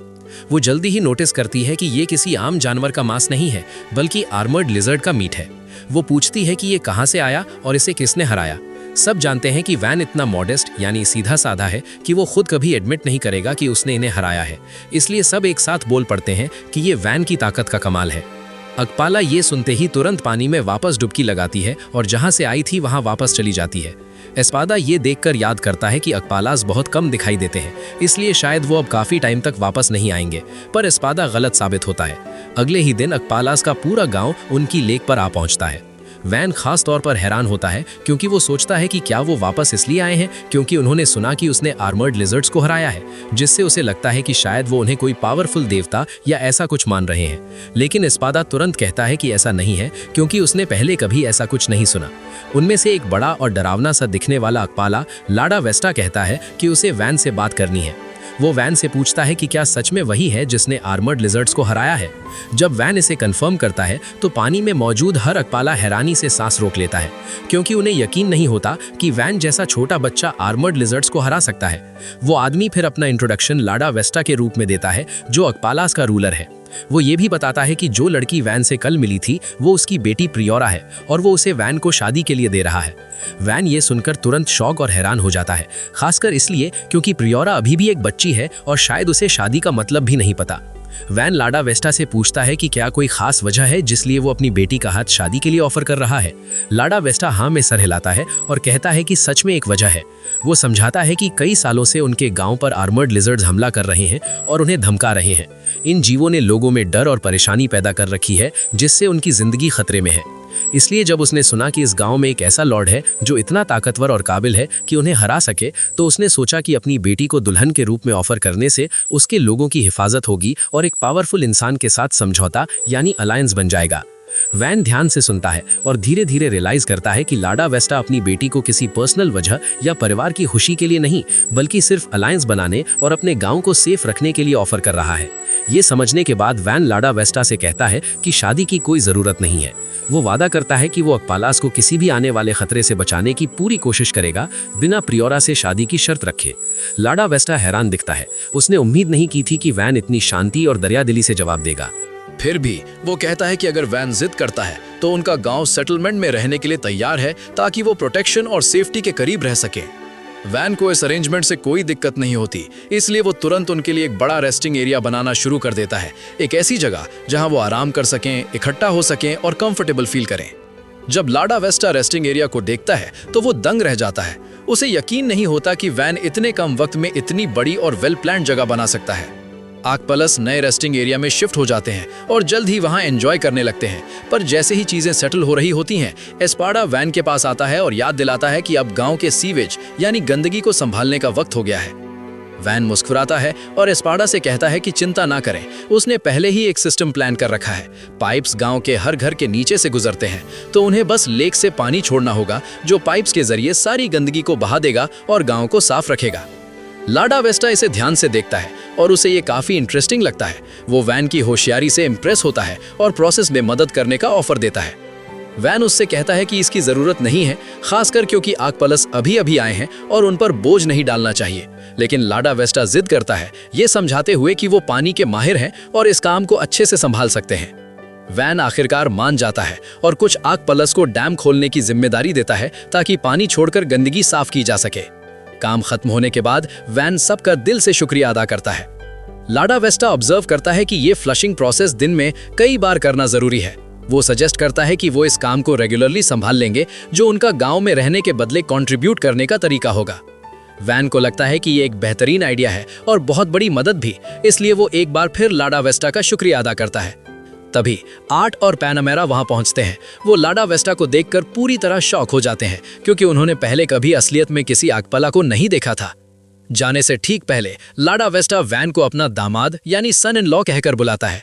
इससे आर्ट को थोड़ी जलन होती है, क्योंकि सुनने में ऐसा लगता है जैसे वैन ने पहले ही किसी आगपला से शादी कर ली है। वैन तुरंत इनकार करता है और समझाने की कोशिश करता है, पर इससे पहले कि वो कुछ और बोल पाए, प्रियोरा अचानक पानी से बाहर कूदते हैं और तैरकर जाने से पहले वैन को अपना पति बुलाती है। इससे सिचुएशन और भी ऑकवर्ड हो जाती है। चीजों को साफ करने के लिए वैन आर्ट को लेक पर एक शांत बोट राइड के लिए ले जाता है। वो उसे सब कुछ समझाता है और यकीन दिलाता है कि उसके और प्रियोरा के बीच कुछ भी नहीं हुआ था। थोड़ी देर बात करने के बाद आर्ट को आखिरकार समझ आ जाता है कि ये बस एक बहुत बड़ी गलतफहमी थी। वो अगले कुछ मिनट बात करते हुए और एक दूसरे की कंपनी एंजॉय करते हुए बिताते हैं, पर तभी प्रियोरा और उसकी कुछ सहेलियां तैरकर उनकी बोट के पास आ जाती हैं। प्रियोरा वैन को आर्ट के साथ अकेला देखकर थोड़ा जेलस फील करती है।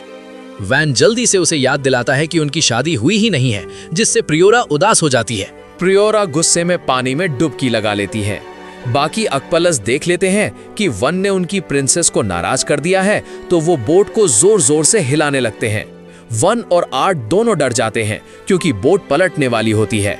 बाद में लाडा वेस्टा ये सुनकर सीरियस हो जाता है कि वन आर्ट के साथ फ्लर्ट कर रहा था। वन समझाने की कोशिश करता है कि उसकी और प्रियोरा की कोई सगाई नहीं हुई है, पर लाडा वेस्टा उसे बीच में ही रोक देता है। वो फैसला करता है कि अब एक कंपटीशन होगा। शर्त यह है कि अगर अकपलस जीत गए तो वन को ऑफिशियली प्रियोरा से सगाई करनी पड़ेगी। वन को यह आइडिया बिल्कुल बकवास लगता है, लेकिन तभी दे वहां आ टपकता है और तुरंत चैलेंज एक्सेप्ट कर लेता है। बाकी सब भी अकपलस को हराने के लिए तैयार हो जाते हैं और वन को भी राजी कर लेते हैं। पहला गेम डिसाइड करने का मौका वन को मिलता है। वो वॉलीबॉल सजेस्ट करता है। किसी ने भी इस गेम का नाम तक नहीं सुना था, तो उन्हें लगा ये वन का कोई नया जादू है। पर दे और पैनामेरा गेम से ज्यादा स्विम सूट्स पहनने को लेकर एक्साइटेड थे। पहला मैच टिल और पैनामेरा वर्सेस लाडा वेस्टा और प्रियोरा के बीच तय होता है। गेम शुरू होते ही वन हैरान रह जाता है। अकपलस इस खेल में बहुत तगड़े निकले। वो लगातार पॉइंट्स जीत रहे थे और ह्यूमन टीम पर हावी थे। टिल हार मानने ही वाली थी कि पैनामेरा ने उसका हौसला बढ़ाया।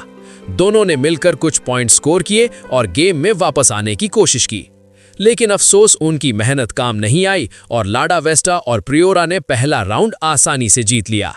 अब बारी लाडा वेस्टा की थी अगला गेम चुनने की। उसने स्विमिंग रिले रेस का नाम लिया। वन का दिमाग खराब हो गया। अकपलस पानी के राजा हैं, उन्हें हराना नामुमकिन है। अगर वो हारा तो प्रियोरा से जबरदस्ती शादी करनी पड़ेगी। तभी दे और खमसिन आगे आते हैं और रेस के लिए वॉलंटियर करते हैं। रेस शुरू होती है। खमसिन प्रियोरा को टक्कर देने के लिए अपनी पूरी जान लगा देता है। वो इतनी तेजी से तैरता है कि कुछ पल के लिए प्रियोरा से आगे भी निकल जाता है और फिर दे को बारी देता है। डी रेस में आते ही छा जाता है। उसके पावरफुल बटरफ्लाई स्ट्रोक्स उसे काफी आगे ले जाते हैं और अकपलास पीछे रह जाते हैं स्ट्रगल करते हुए। वैन हैरानी से देखता है कि डी कितनी परफेक्ट स्विमिंग करता है और रेस जीत जाता है। लाडा वेस्टा को यकीन नहीं होता। वो सोचता है कि उसकी टीम कैसे हार गई, खासकर तब जब वो आधे मछली हैं और पैदाइशी तैरने वाले हैं।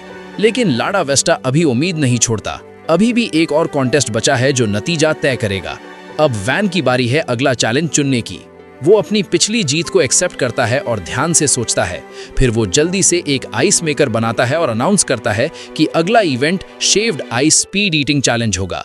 आर्ट नोटिस करती है कि उसने अभी तक किसी चीज में हिस्सा नहीं लिया है, इसलिए वो तुरंत वॉलंटियर करती है। वैन भी कॉन्टेस्ट ज्वाइन करता है। वो सब चैलेंज शुरू करने के लिए रेस्टिंग एरिया में जाते हैं। शुरुआत में सब चम्मच बर्फ खाते हैं और उन्हें ब्रेन फ्रीज होने लगता है, पर वो तकलीफ बर्दाश्त करते हुए आगे बढ़ते हैं। वैन प्रियोरा से शादी से बचने के लिए डिटर्मिन्ड है और आर्ट वैन के लिए जीतना चाहती है, इसलिए वो इसे मोटिवेशन की तरह यूज करते हैं। दोनों मिलकर सबसे पहले खत्म करते हैं और चैलेंज पूरी तरह जीत जाते हैं। लाडा वेस्टा अच्छी स्पोर्ट्समैनशिप दिखाते हुए वैन से हाथ मिलाता है और तैरकर जाने लगता है, पर जाते जाते वो अभी भी वैन को अपना दामाद बुलाता है और उसे प्रियोरा का ख्याल रखने को कहता है। वैन परेशान होकर आह भरता है क्योंकि जीतने के बाद भी लाडा वेस्टा ऐसे बात कर रहा है जैसे शादी तो होनी ही है। इसी बीच सब लोग वैन को उसकी परफॉर्मेंस के लिए बधाई देते हैं और उसे मुस्कुराते हुए घेर लेते हैं। आर्ट वैन को खुश चेहरों के बीच देखकर इंस्पायर होती है। उसने अपनी जिंदगी में पहले कभी ऐसा महसूस नहीं किया था। बचपन में उसके माता पिता उस पर ध्यान नहीं देते थे क्योंकि उन्हें लगता था वो एक फेलियर है। वो डरपोक थी और किसी चीज में अच्छी नहीं थी। ये सब तब बदला जब उसने मैरियोनेट मैजिक सीखा, जिससे वो पहली बार अपनी गुड़िया डॉल्स को आजादी से मूव कर पाई। उसे उम्मीद थी कि उसकी माँ उस पर गर्व करेगी, लेकिन इसके बजाय उसकी माँ ने उसे थप्पड़ मारा और कहा कि मैरियोनेट मैजिक बुरा है और नोबल्स के बीच मना है। उसके बाद आर्ट बिल्कुल अकेली पड़ गई। जब वो 10 साल की हुई तो उसकी सगाई वैन से तय कर दी गई। उसे लगा था कि वैन भी बाकी घमंडी नोबल्स जैसा होगा जिन्हें वो जानती थी, पर वैन अलग था। वो दयालु और सब्र रखने वाला था और उसके पास प्रोडक्शन मैजिक का एक अनोखा टैलेंट था जिसे नोबल स्टैंडर्ड्स के हिसाब से बेकार समझा जाता था। इसके बावजूद वो कॉन्फिडेंट था और उसने अपने मैजिक का यूज गांव की मदद करने के लिए किया। वैन का एग्जाम्पल देखकर आर्ट फैसला करती है कि वो भी उसके जैसा बनना चाहती है। आर्ट खुद से वादा करती है कि अगर वो और ज्यादा कोशिश करे तो वो भी दुनिया को उस नजरिए से देख पाएगी जैसे वैन देखता है। अगले दिन सुबह वैन गांव के सभी लोगों के साथ एक मीटिंग बुलाता है।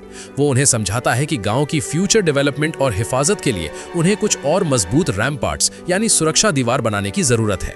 साथ ही वो उन्हें एक खुशखबरी देता है कि क्योंकि कल सबकी छुट्टी होने वाली है, इसलिए आज रात सब मिलकर एक शानदार बारबेक्यू पार्टी करेंगे। ये सुनते ही पूरे गांव में खुशी की लहर दौड़ जाती है और सब लोग नए उत्साह और जोश के साथ अपने काम में जुट जाते हैं। उसी पल आर्ट वैन के पास आती है और बड़ी मासूमियत से पूछती है कि क्या वो उसे काम करते हुए देख सकती है। वैन मुस्कुराकर हाँ कह देता है और उसे अपने साथ रहने की इजाजत देता है ताकि वो उससे कुछ सीख सके। लेकिन जहां गांव में खुशी का माहौल है, वहीं जंगल की गहराइयों में हालात बिगड़ने लगे हैं। ऑर्थो और उसके साथी एडवेंचरस किसी बहुत ही ताकतवर और खतरनाक बला से अपनी जान बचाकर भाग रहे हैं। ये एक इशारा है कि गांव पर एक और बहुत बड़ी मुसीबत मंडरा रही है। तो दोस्तों, ये था एपिसोड 5 का अंजाम। जहां आर्ट वैन के करीब आने की कोशिश कर रही है, वहीं जंगल के बीच ऑर्थो और उसकी टीम अपनी जान बचाकर भाग रहे हैं। आखिर वो कौन सी ऐसी दहशत है जिसने इन एडवेंचरस की हालत खराब कर दी? क्या वैन का नया किला इस आने वाली मौत को रोक पाएगा? ये सब हम देखेंगे अगले एपिसोड में। अगर आपको वैन की ये स्मार्ट स्ट्रैटेजी पसंद आई तो वीडियो को लाइक करें और चैनल को सब्सक्राइब करना मत भूलना ताकि आप अगला पार्ट मिस न करें। मिलते हैं अगले वीडियो में। सुबह की हल्की धूप नए बने पत्थरों पर चमक रही थी, जिससे पूरा नजारा सुनहरा लग रहा था। सिर्फ 2 हफ्तों के अंदर वहां एक मजबूत किला खड़ा कर दिया गया था, जो देखने में किसी चमत्कार से कम नहीं था। दीवारों की ऊंचाई और उनकी बनावट इतनी सॉलिड थी कि उन्हें देखकर यकीन करना मुश्किल था कि ये सब इतने कम समय में तैयार हो गया है।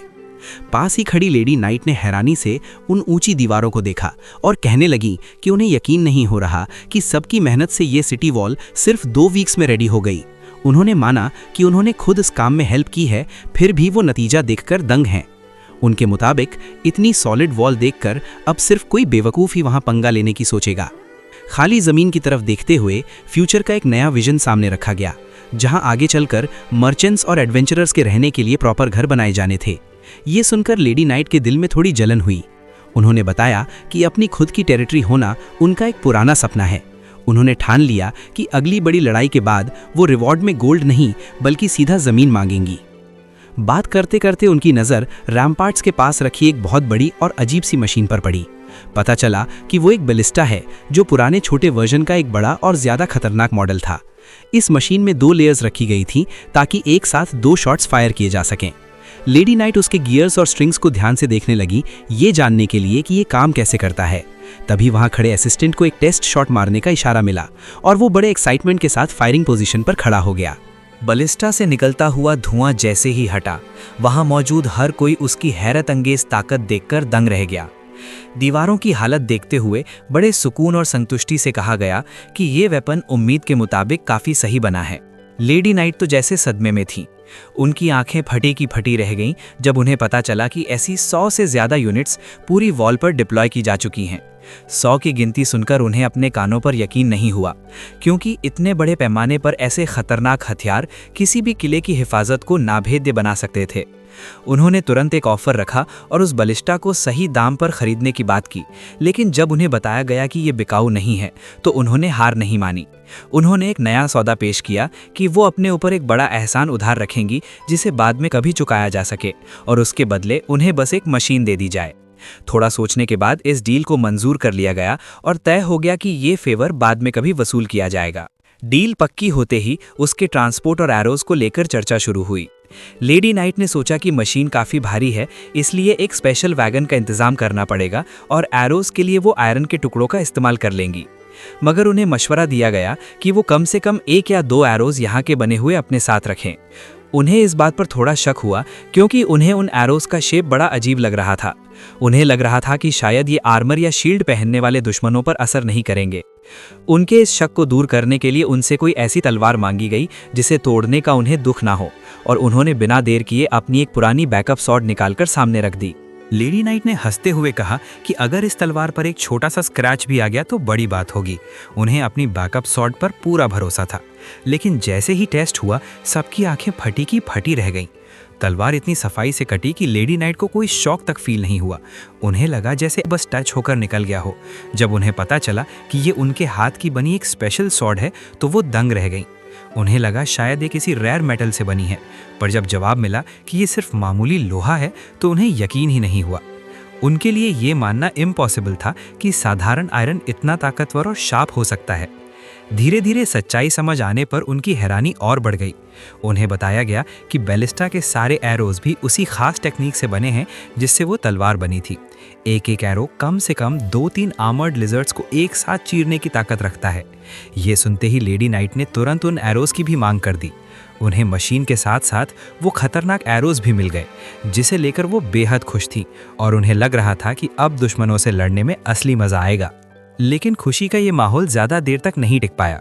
दूर से एक चीख सुनाई दी जो सबको वहां से भागने के लिए कह रही थी। एक आदमी हाँफते हुए आया और खबर दी कि एक बेहद विशाल ड्रैगन उनकी तरफ बढ़ रहा है।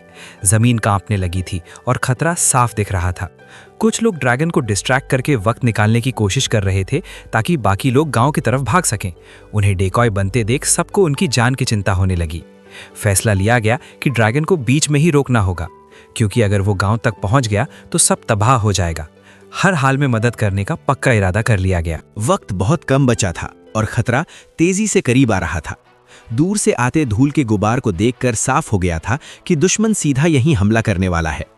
तुरंत प्लान बदला गया और सबको पीछे हटने के लिए कहा गया ताकि बलिस्टा से उसका मुकाबला किया जा सके। दुश्मन की पहचान होते ही सबके होश उड़ गए, क्योंकि वो एक खतरनाक फॉरेस्ट ड्रैगन था जो अपने डेडली ब्रेथ अटैक के लिए जाना जाता है। लेडी नाइट ने फौरन कमान संभाली और बच्चों और कमजोर लोगों को तुरंत गांव की तरफ एस्कॉर्ट करने का ऑर्डर दिया। बाकी सबको जल्दी से दीवारों पर चढ़ने को कहा गया और वो खुद भी उनके साथ मुकाबले के लिए तैयार हो गई। डर से कांपती हुई एक छोटी बच्ची को देखकर उसे तसल्ली दी गई। माना कि फॉरेस्ट ड्रैगन काफी स्ट्रांग था, पर नए अपग्रेडेड बलिस्टास और लेडी नाइट की मौजूदगी ने थोड़ा हौसला बढ़ाया। उन्होंने साफ कहा कि शायद ड्रैगन को जान से ना मार पाएं, पर हारने का तो सवाल ही नहीं उठता।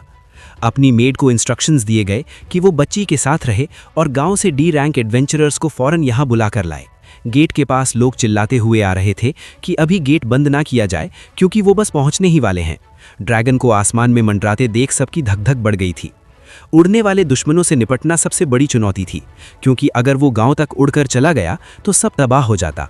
बलिस्टा को रेडी किया गया और शूटर को वार्न किया गया कि निशाना बहुत ध्यान से लगाए ताकि अपने लोगों को कोई आंच ना आए।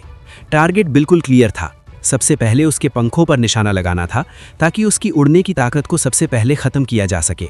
बलिस्टा से निकला एरो बड़ी तेजी से हवा को चीरते हुए आगे बढ़ा, लेकिन ड्रैगन की रफ्तार इतनी ज्यादा थी कि निशाना चूक गया। हर तरफ से निराशा की आवाजें आने लगी, क्योंकि वो आखिरी उम्मीद लग रही थी। नीचे मैदान में दुश्मनी से भिड़ रहे एक साथी ने चिल्लाते हुए बाकी सबको तुरंत वहां से निकलने को कहा।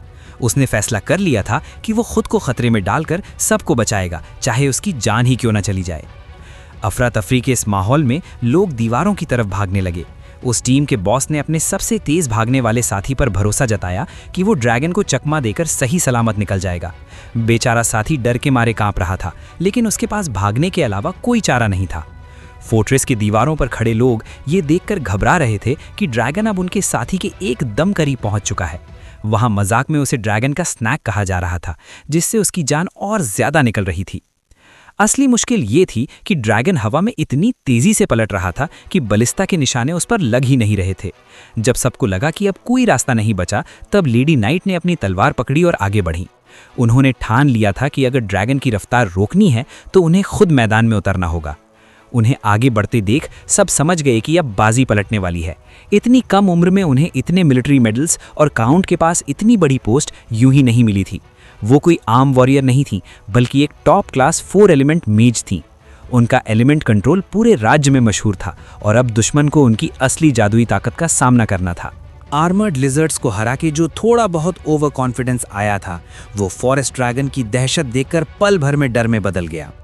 ये दुश्मन किसी अलग ही लेवल का था और उसकी मौजूदगी ही सबको कांपने पर मजबूर कर रही थी। लेकिन हार मानने का वक्त नहीं था। दीवारों से एक जोरदार हुक्म गूंजा और सभी बैलिस्टास ने एक साथ फायर कर दिया। तीरों की बौछार हवा को चीरते हुए गई और इस बार निशाना सटीक बैठा। ड्रैगन के पंख भेद दिए गए थे। पहली कामयाबी के बाद तुरंत दूसरा राउंड लोड किया गया, लेकिन तब तक ड्रैगन होशियार हो चुका था। जैसे ही फायर का ऑर्डर मिला, ड्रैगन ने हवा में खतरनाक टर्न लिया और सारे एरोज खाली निकल गए। उसने निशाना पहले ही भांप लिया था, जिसने सबकी चिंता और बढ़ा दी। नीचे जमीन पर जो लोग डीकॉय बनकर अपनी जान जोखिम में डाल रहे थे, वो किसी तरह हाँपते हुए जिंदा वापस आ गए। वो साथी जिस पर स्नैक बनने का मजाक किया गया था, वो थोड़ा खफा तो था, पर इस बात से मुतमईन था कि अभी सब सही सलामत हैं। मगर खुले मैदान में ज्यादा देर रुकना मौत को दावत देना था, इसलिए सबको गांव की तरफ पीछे हटने का इशारा किया गया। लेडी नाइट ने ड्रैगन का ध्यान भटकाने के लिए अपनी जादुई शक्ति को इकट्ठा किया।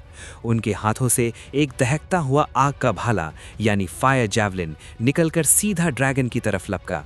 ये स्पेल इतना खौफनाक था कि किसी भी आम दुश्मन को राख कर देता, पर ड्रैगन ने इस जोरदार हमले को भी सह लिया। सिचुएशन को बिगड़ते देख लेडी नाइट ने गांव में डिफेंस की तैयारी करने का फैसला किया और सबको तुरंत वहां पहुंचने को कहा। भागते हुए सबके सांस फूल रहे थे और ड्रैगन घायल होने के बाद और भी ज्यादा गुस्सैल होकर पीछा कर रहा था। तभी सबने देखा कि उनका सबसे पुराना और भरोसेमंद बुजुर्ग साथी वहीं रुका हुआ है। उन्हें वहां छोड़कर जाना नामुमकिन था। जब उन बुजुर्ग ने सबको जाने को कहा तो उनके यंग मास्टर ने साफ जिद पकड़ ली। अगर वो नहीं जाएंगे तो मास्टर भी एक कदम नहीं हिलेंगे। बुजुर्ग साथी को समझ आ गया कि उनके मास्टर की इस जिद के आगे वो नहीं जीत सकते। एक गहरी सांस लेते हुए उन्होंने फैसला किया कि वो दोनों मिलकर एक आखिरी बार ड्रैगन का रास्ता रोकेंगे, ताकि बाकी सबको निकलने का मौका मिल सके। थोड़ी देर बाद जब उन बुजुर्ग ने वो नामुमकिन काम कर दिखाया, तो यंग मास्टर ने उन्हें प्रोत्साहित करते हुए कहा कि उनका काम तो शानदार था, पर उनकी रफ्तार अभी भी बहुत कम है। उन्होंने कहा कि अब सिर्फ चलना काफी नहीं है, बल्कि सीधा भागना होगा। उन्होंने एक शर्त रखी कि अगर वो सही सलामत पहुंच गए तो वो बटलर को उनकी मनपसंद रेड वाइन पक्का दिलवाएंगे। बुजुर्ग साथी ने अपनी थकी हुई कमर पर हाथ रखा और कहा कि इन पुरानी हड्डियों के लिए इतना भागना बहुत मुश्किल है, पर वो फिर भी कोशिश करेंगे। तभी एक यंग अटेंडेंट ने आगे बढ़कर कहा कि वो बटलर को संभाल लेगा और मास्टर को आगे जाकर गांव के डिफेंस की कमांड संभालनी चाहिए। मास्टर ने उन्हें बटलर का ध्यान रखने को कहा और खुद गांव की तरफ निकल पड़े। लेकिन जितना भी भागो, रास्ता खत्म ही नहीं हो रहा था और गांव अभी भी बहुत दूर लग रहा था। साथ चलने वाले लोगों की हिम्मत अब जवाब दे रही थी, क्योंकि ड्रैगन फिर से उनके एकदम पीछे आ गया था। खतरा अब पहले से भी ज्यादा बढ़ गया था और ड्रैगन फिर से अटैक करने की तैयारी में था। दीवारों के ऊपर से एक जोरदार आवाज आई कि सब लोग अपनी अपनी पोजीशंस पर पहुंच गए हैं। लेडी नाइट ने बड़े जोश के साथ पूछा कि आखिर उनका प्लान क्या है। यंग लीडर ने बताया कि जैसे ही फॉरेस्ट ड्रैगन दीवारों के एकदम पास आए, लेडी नाइट अपने मैजिक से उसे वहीं जंप यानी फ्रीज कर दें। उनका इरादा था कि जैसे ही ड्रैगन अपनी जगह रुकेगा, सारे बैलिस्टास से एक साथ उस पर हमला कर दिया जाएगा।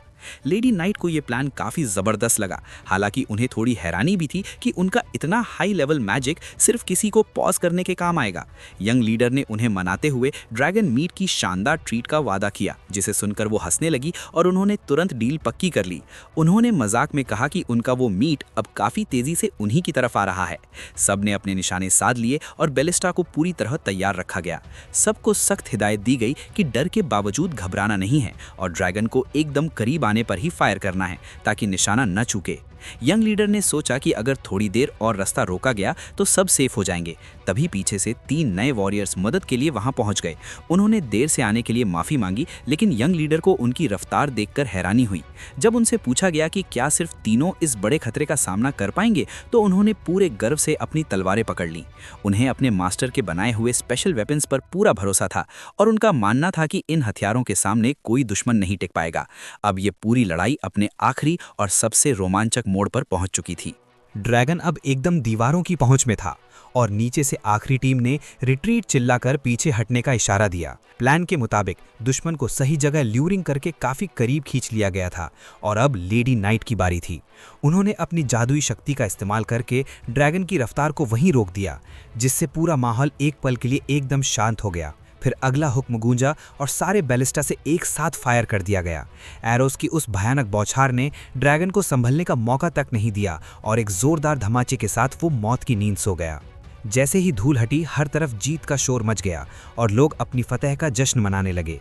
यंग लीडर का अटेंडेंट भागता हुआ उनके पास आया और उनकी सलामती के बारे में पूछा, तो उन्होंने राहत की सांस लेते हुए कहा कि वो एकदम ठीक हैं। उन्होंने माना कि ये सब सबकी मेहनत की वजह से ही मुमकिन हो पाया है।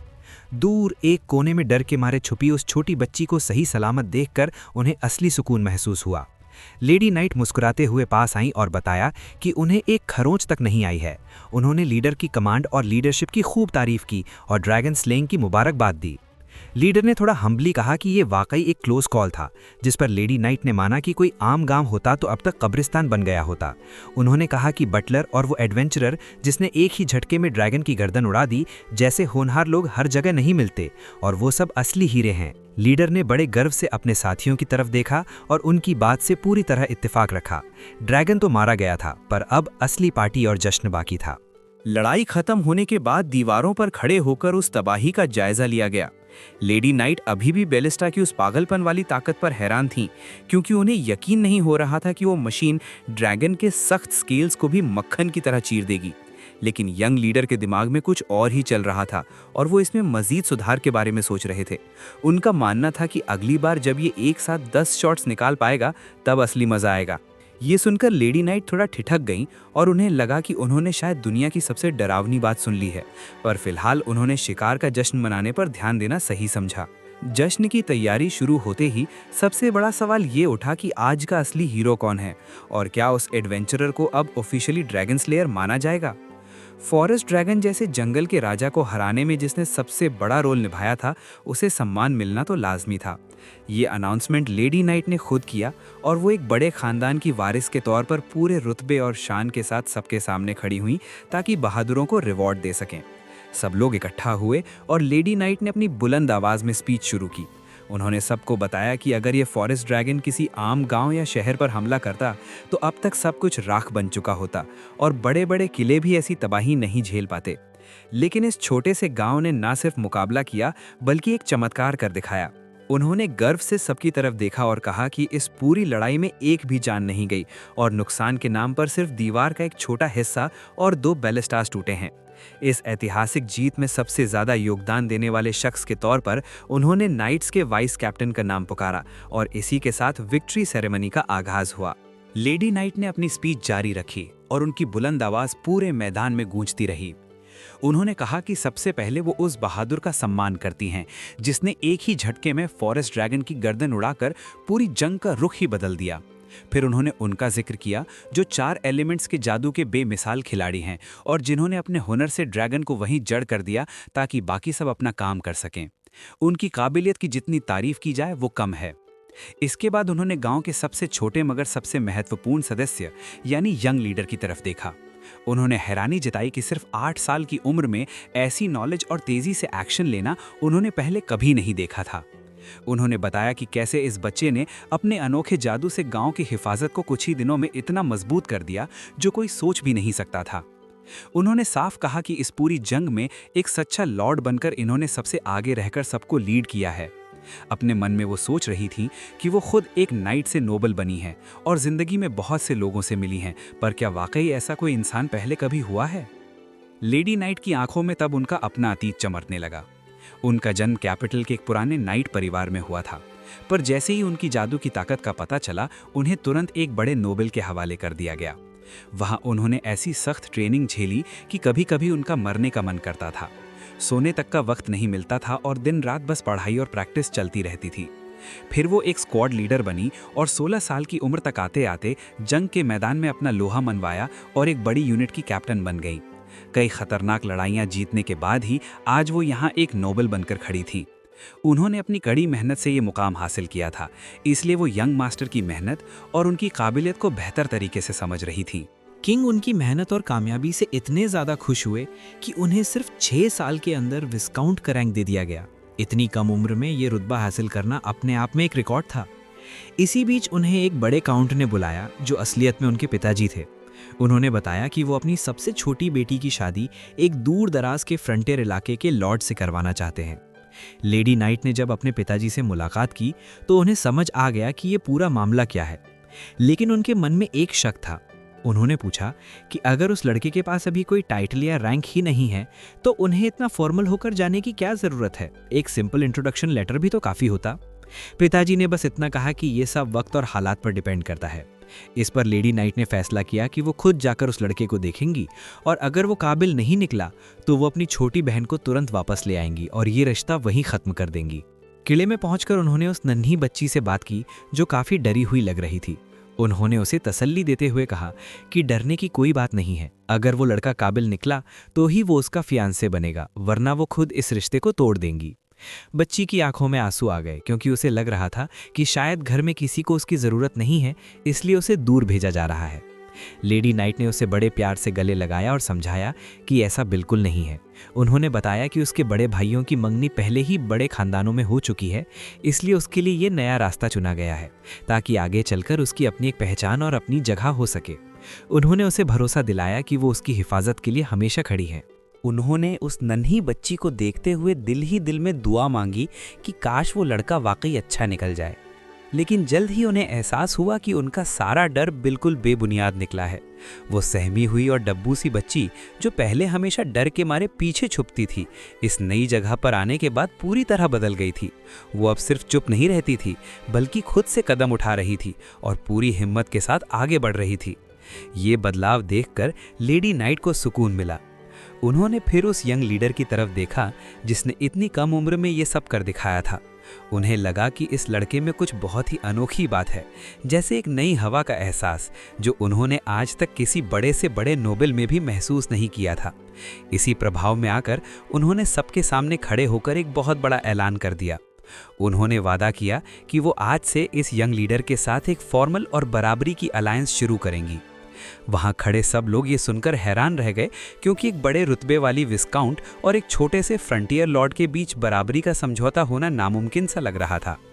लेडी नाइट ने यंग लीडर की आंखों में देखते हुए सीधे कहा कि उन्हें पता है कि अब तक उन्हें अपने पिता या ड्यूक के खानदान से कोई मदद नहीं मिली है और उन्हें यहाँ मुश्किल हालात में मरने के लिए छोड़ दिया गया था। उन्होंने पेशकश रखी कि अगर वो हाथ मिलाते हैं तो वो हर तरह की फाइनेंशियल और मिलिट्री सपोर्ट का वादा करती हैं ताकि दोनों एक दूसरे की ताकत बन सकें। ये उनके लिए एक बहुत बड़ी और उम्दा डील थी। इस अलायंस का मतलब सिर्फ दोस्ती तक महदूद नहीं था, बल्कि ये एक तरह का मजबूत हिफाजती दायरा था जो गांव के लिए बेहद ज़रूरी था। लेडी नाइट ने ये बात साफ कर दी कि इस समझौते के बाद काउंट की आर्मी के हमले का खतरा हमेशा के लिए टल जाएगा। यंग लीडर ने भी इस बात की गहराई को तुरंत समझ लिया।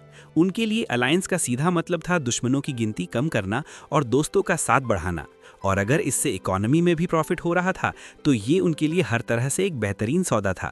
गांव की नई दीवारों और वहां हो रही तरक्की की तरफ इशारा करते हुए लेडी नाइट ने उन्हें थोड़ा और बड़ा सोचने पर मजबूर किया।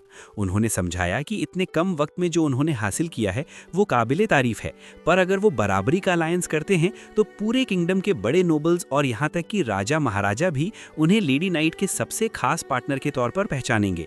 ये उनकी सोशल स्टैंडिंग को एक नए मुकाम पर ले जाने वाला फैसला था। जब लेडी नाइट ने हाथ आगे बढ़ाकर उनकी राय पूछी तो माहौल में एक संजीदगी सी छा गई। यंग लीडर के दिमाग में उस वक्त कई पुरानी यादें ताज़ा हो गईं। उन्हें याद आया कि कैसे उनके अपने पिता ने उन्हें कब का ठुकरा दिया था और उनके पास ना तो कोई सपोर्ट बचा था और ना ही बड़े नोबल्स के साथ कोई ताल्लुकात। उनके जैसे अकेले लड़ाई लड़ने वाले इंसान के लिए ये ऑफर किसी लॉटरी से कम नहीं था। एक गहरी सोच के बाद उनके चेहरे पर एक पूरे एतमाद मुस्कुराहट आई। उन्होंने बड़े अदब के साथ हाथ मिलाया और इस नए सफर की शुरुआत की मंजूरी दे दी। उन्होंने वादा किया कि वो मिलकर काम करेंगे और इस दोस्ती को नए बुलंदियों तक ले जाएंगे। तो दोस्तों, ड्रैगन के कबाब तो प्लेट में सज चुके हैं और पार्टी पूरे जोश में शुरू हो गई है। पर एक बहुत ज़रूरी और थोड़ी दुख भरी सूचना सुन लीजिए। अभी इससे आगे की कहानी के लिए आपको थोड़ा सब्र का बांध बांधना पड़ेगा। असल में बात यह है कि अभी आगे के कोई एपिसोड स्टॉक में बचे ही नहीं हैं। हमारे यंग मास्टर अभी अपने अगले 10 शॉट बलिस्टा के सपने देखने में बिजी हैं और लेडी नाइट ने सारा ड्रैगन मीट अकेले चट करने की कसम खा रखी है। इसलिए मेहरबानी करके अगले हफ्ते तक नेक्स्ट एपिसोड का सवाल करके अपनी और मेरी जान खतरे में ना डालें, क्योंकि अगर ज़्यादा जिद की तो कहीं लेडी नाइट गुस्से में आपकी तरफ फायर जैवलिन न निशाना साध दें। तो तब तक पुरानी कहानी को ही बलिस्टा की तरह बार बार लोड करके सुनते रहिए। मिलते हैं अगले हफ्ते एक नए धमाके के साथ। तब तक के लिए ड्रैगन मीट पार्टी एंजॉय कीजिए। एपिसोड की शुरुआत में हम देखते हैं कि एस्पाडा वैन के साथ विलेज के फ्यूचर प्लान्स डिस्कस कर रहा है। एस्पाडा कहता है कि हमने विलेज के डिफेंस सिस्टम को तो काफ़ी मजबूत और सिक्योर बना लिया है, पर अब हमारा मेन टारगेट पॉपुलेशन इंक्रीज करना है। हमें अपने विलेज को इतना अट्रैक्टिव और बेहतर बनाना होगा कि कम से कम 1000 लोग यहाँ रहने के लिए तैयार हो जाएं, ताकि हम एक बड़ा सेटलमेंट तैयार कर सकें। तभी वहाँ बेलालंग आती है और एक सजेशन देती है। वो कहती है कि उन्हें अपने चेंबर ऑफ कॉमर्स से एक एक्सपर्ट मर्चेंट को बुलाना चाहिए, ताकि वो उनके पास मौजूद रेयर फॉरेस्ट ड्रैगन के पार्ट्स और मटेरियल्स को सेल कर सकें। अगले सीन में हम देखते हैं कि वैन उस मर्चेंट के साथ मीटिंग कर रहा होता है। वैन बेलालंग से पूछता है कि इन ड्रैगन मटेरियल्स के बदले उन्हें कितनी प्राइस मिल सकती है। इस पर बेलालंग एक्सप्लेन करती है कि क्योंकि फॉरेस्ट ड्रैगन का साइज बहुत बड़ा था और उसके पार्ट्स बिल्कुल टॉप नॉच कंडीशन में है, तो उन्हें इसके लिए कम से कम 100 प्लैटिनम कॉइन्स तो मिलने ही चाहिए। जब वैन ये सुनता है तो वो कैलकुलेशन करने लगता है। वो सोचता है कि एक प्लैटिनम कॉइन की वैल्यू लगभग 100 मिलियन गोल्ड कॉइन्स के बराबर होती है, तो 100 प्लैटिनम का मतलब तो बहुत बड़ी रकम हो गई। ये सब सोचकर वैन पूरी तरह शॉक हो जाता है, क्योंकि इतना पैसा उसने कभी इमेजिन भी नहीं किया था। लेकिन जब एक्चुअल नेगोशिएशन शुरू होती है तो मर्चेंट वैन को कहता है कि वो इन सब मटेरियल्स के लिए सिर्फ 60 प्लैटिनम ही दे पाएंगे। जब वैन ये बात जाकर बेलालंग को बताता है तो वो काफ़ी अपसेट हो जाती है। वो साफ कहती है कि ये डील सही नहीं है, क्योंकि ड्रैगन के मटेरियल्स की क्वालिटी बहुत ज़्यादा प्रीमियम है और उन्हें इससे कहीं ज़्यादा प्राइस मिलनी चाहिए। तभी हम देखते हैं कि वो करप्ट मर्चेंट थोड़ा साइड में जाकर उन्हें मैनिपुलेट करने की कोशिश करता है। वो उन्हें याद दिलाता है कि वो दोनों कंपनी के लिए काम करते हैं, इसलिए उन्हें कंपनी के रूल्स फॉलो करने चाहिए। मर्चेंट का प्लान ये होता है कि वो वैन को एक अनफेयर ऑफर देकर ज्यादा प्रॉफिट कमाए। वो कहता है कि इस विलेज की लोकेशन काफी रिमोट है और यहाँ काफी समय तक कोई दूसरा मर्चेंट नहीं आने वाला, इसलिए वैन को मजबूरन ये फॉरेस्ट ड्रैगन सिर्फ 64 प्लैटिनम में ही बेचना होगा। वैन ये सारी बातें चुपके से सुन रहा होता है। दूसरी तरफ बेल और रैंगो अपनी बात पर अड़े रहते हैं और उस मर्चेंट से साफ कह देते हैं कि वो बिल्कुल ऑनेस्टी के साथ ट्रेड करेंगे। उनका मानना है कि अगर वो फेयर ट्रेड करेंगे तो इससे फ्यूचर में उन्हें काफ़ी ज़्यादा प्रॉफिट और क्रेडिबिलिटी मिलेगी। ये सुनकर मर्चेंट काफ़ी गुस्सा हो जाता है और उन्हें धमकी देता है कि जब प्रेसिडेंट को इस बात का पता चलेगा तो वो तुम दोनों को तुरंत कंपनी से निकाल देंगे। ये वॉर्न करके वो दोनों वहाँ से चले जाते हैं।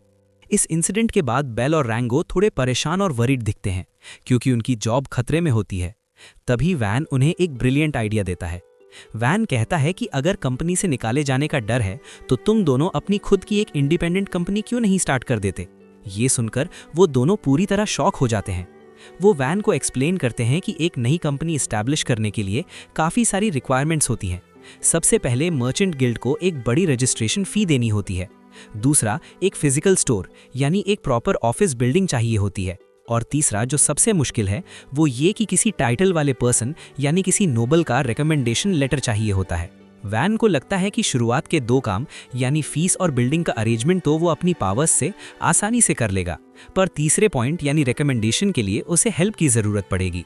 इसलिए वैन सीधा पैनामेरा के पास जाता है और उसे सारी सिचुएशन समझाता है। पैनामेरा उसकी बात सुनकर काफ़ी इंप्रेस होती है और उनकी हेल्प करने के लिए तुरंत तैयार हो जाती है। पैनामेरा वैन से कहती हैं कि फिलहाल उनके पास अपनी कोई टेरिटरी या एडमिनिस्ट्रेटिव राइट्स नहीं है। अगर उन्हें सिस्टम में अपनी पोजीशन स्ट्रॉन्ग करनी है और प्रोग्रेस करनी है तो उन्हें कुछ ऐसा बड़ा काम करना होगा जिससे लोग उनके काम को नोटिस करें। वो कहती हैं कि अगर वो ऑनेस्ट और ईमानदार मर्चेंट्स की हेल्प करेंगी तो इससे मार्केट में उनकी काफ़ी रिस्पेक्ट बढ़ेगी और उन्हें अप्रिसिएशन मिलेगा। इसके बाद पैनामेरा एक इम्पॉर्टेंट सजेशन देती हैं कि वैन को अब एक ऑफिशियल टाइटल ले लेना चाहिए। वो उसे समझाती हैं कि नोबल्स के रैंक्स होते हैं, जैसे कि ड्यूक, मार्किस और काउंट। क्योंकि वैन अभी एक मार्किस के साथ काम कर रहा है, तो बैरन का टाइटल लेना उसके लिए काफ़ी ईजी होगा। प्लान ये होता है कि वो अथॉरिटी को ये रिपोर्ट करेंगे कि उस खतरनाक ड्रैगन को वैन ने अकेले ख़त्म किया है और पैनामेरा ने सिर्फ उसे स्लो डाउन करने में असिस्ट किया था। वैन ये सुनकर थोड़ा हेजिटेंट हो जाता है, क्योंकि उसे लगता है कि इतना बड़ा क्रेडिट लेने से वो लोगों की नज़र में आ जाएगा और काफ़ी हाईलाइट हो जाएगा। पैनामेरा उसकी सिचुएशन समझती हैं और कहती हैं कि जब उन्हें टाइटल मिला था तो उनके भी बहुत सारे एनिमीज़ बन गए थे। बहुत से लोग उनका एडवांटेज उठाना चाहते थे, लेकिन उन्होंने उन सभी को अपनी पावर से ख़त्म कर दिया। वो वैन को भी यही समझाती हैं कि उसे भी इसी तरह स्ट्रांग बनना होगा।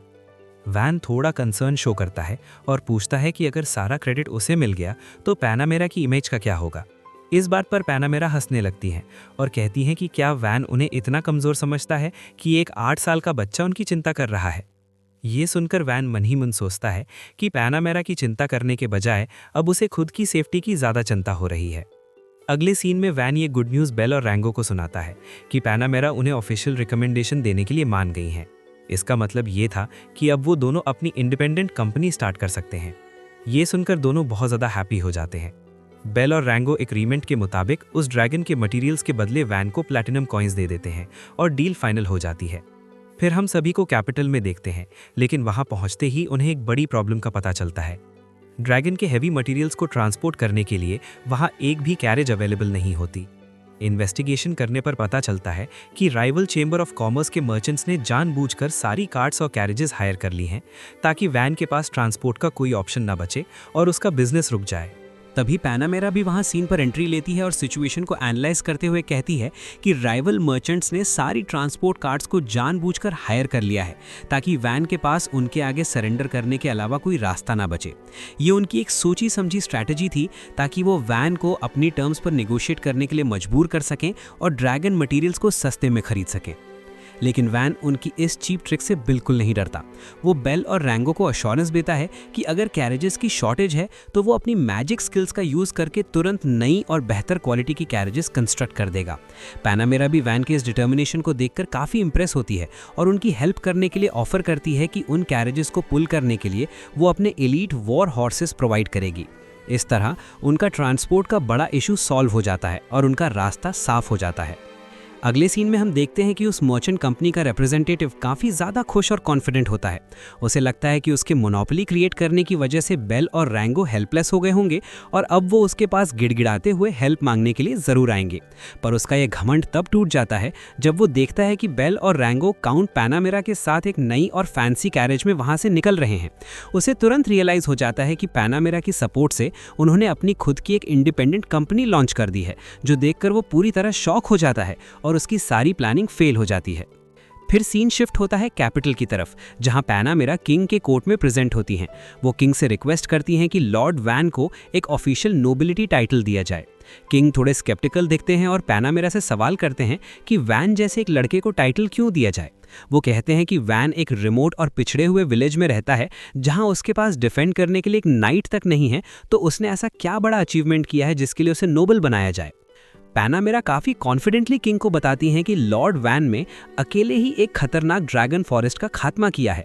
ये सुनते ही कोर्ट में मौजूद सभी नोबल्स और बड़े ऑफिशियल्स के होश उड़ जाते हैं और वहाँ एकदम सन्नाटा छा जाता है। किंग को इस बात पर यकीन नहीं होता और वो हैरानी से पूछते हैं कि क्या वैन के पास कोई स्पेशल एलिमेंटल मैजिक या कोई डिस्ट्रक्टिव पावर है। इस पर पैनामेरा क्लियर करती हैं कि वैन के पास सिर्फ प्रोडक्शन मैजिक है।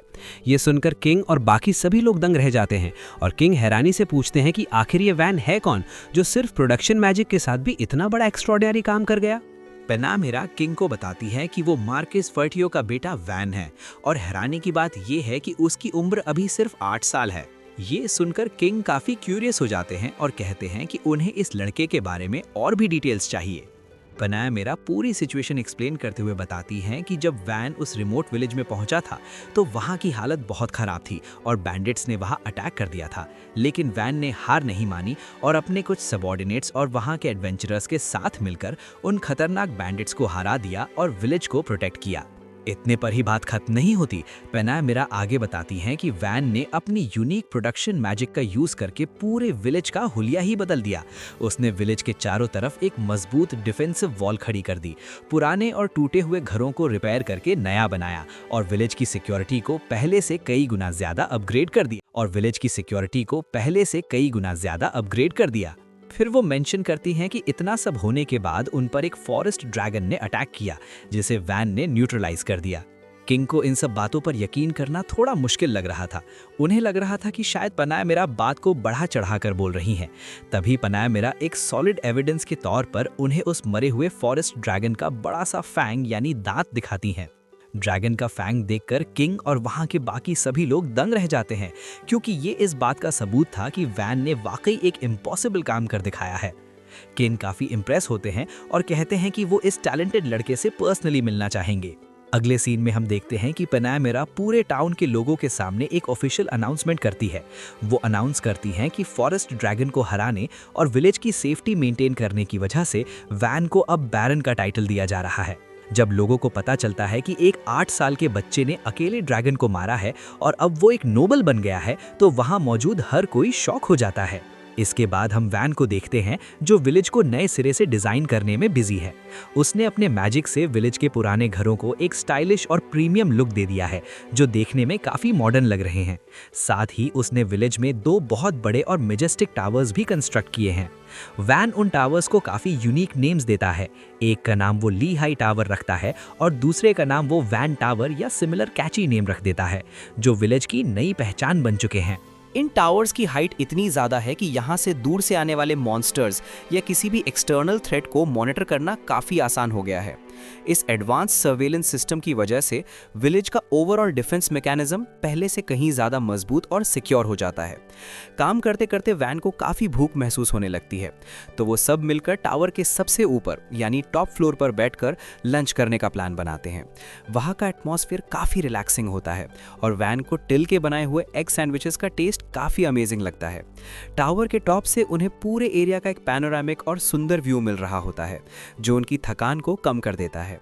तभी एस्पाडा एक इम्पॉर्टेंट पॉइंट रखते हैं कि अब जब हम इतना प्रोग्रेस कर चुके हैं, तो हमें इस सेटलमेंट को ऑफिशियली एक नया नाम दे देना चाहिए।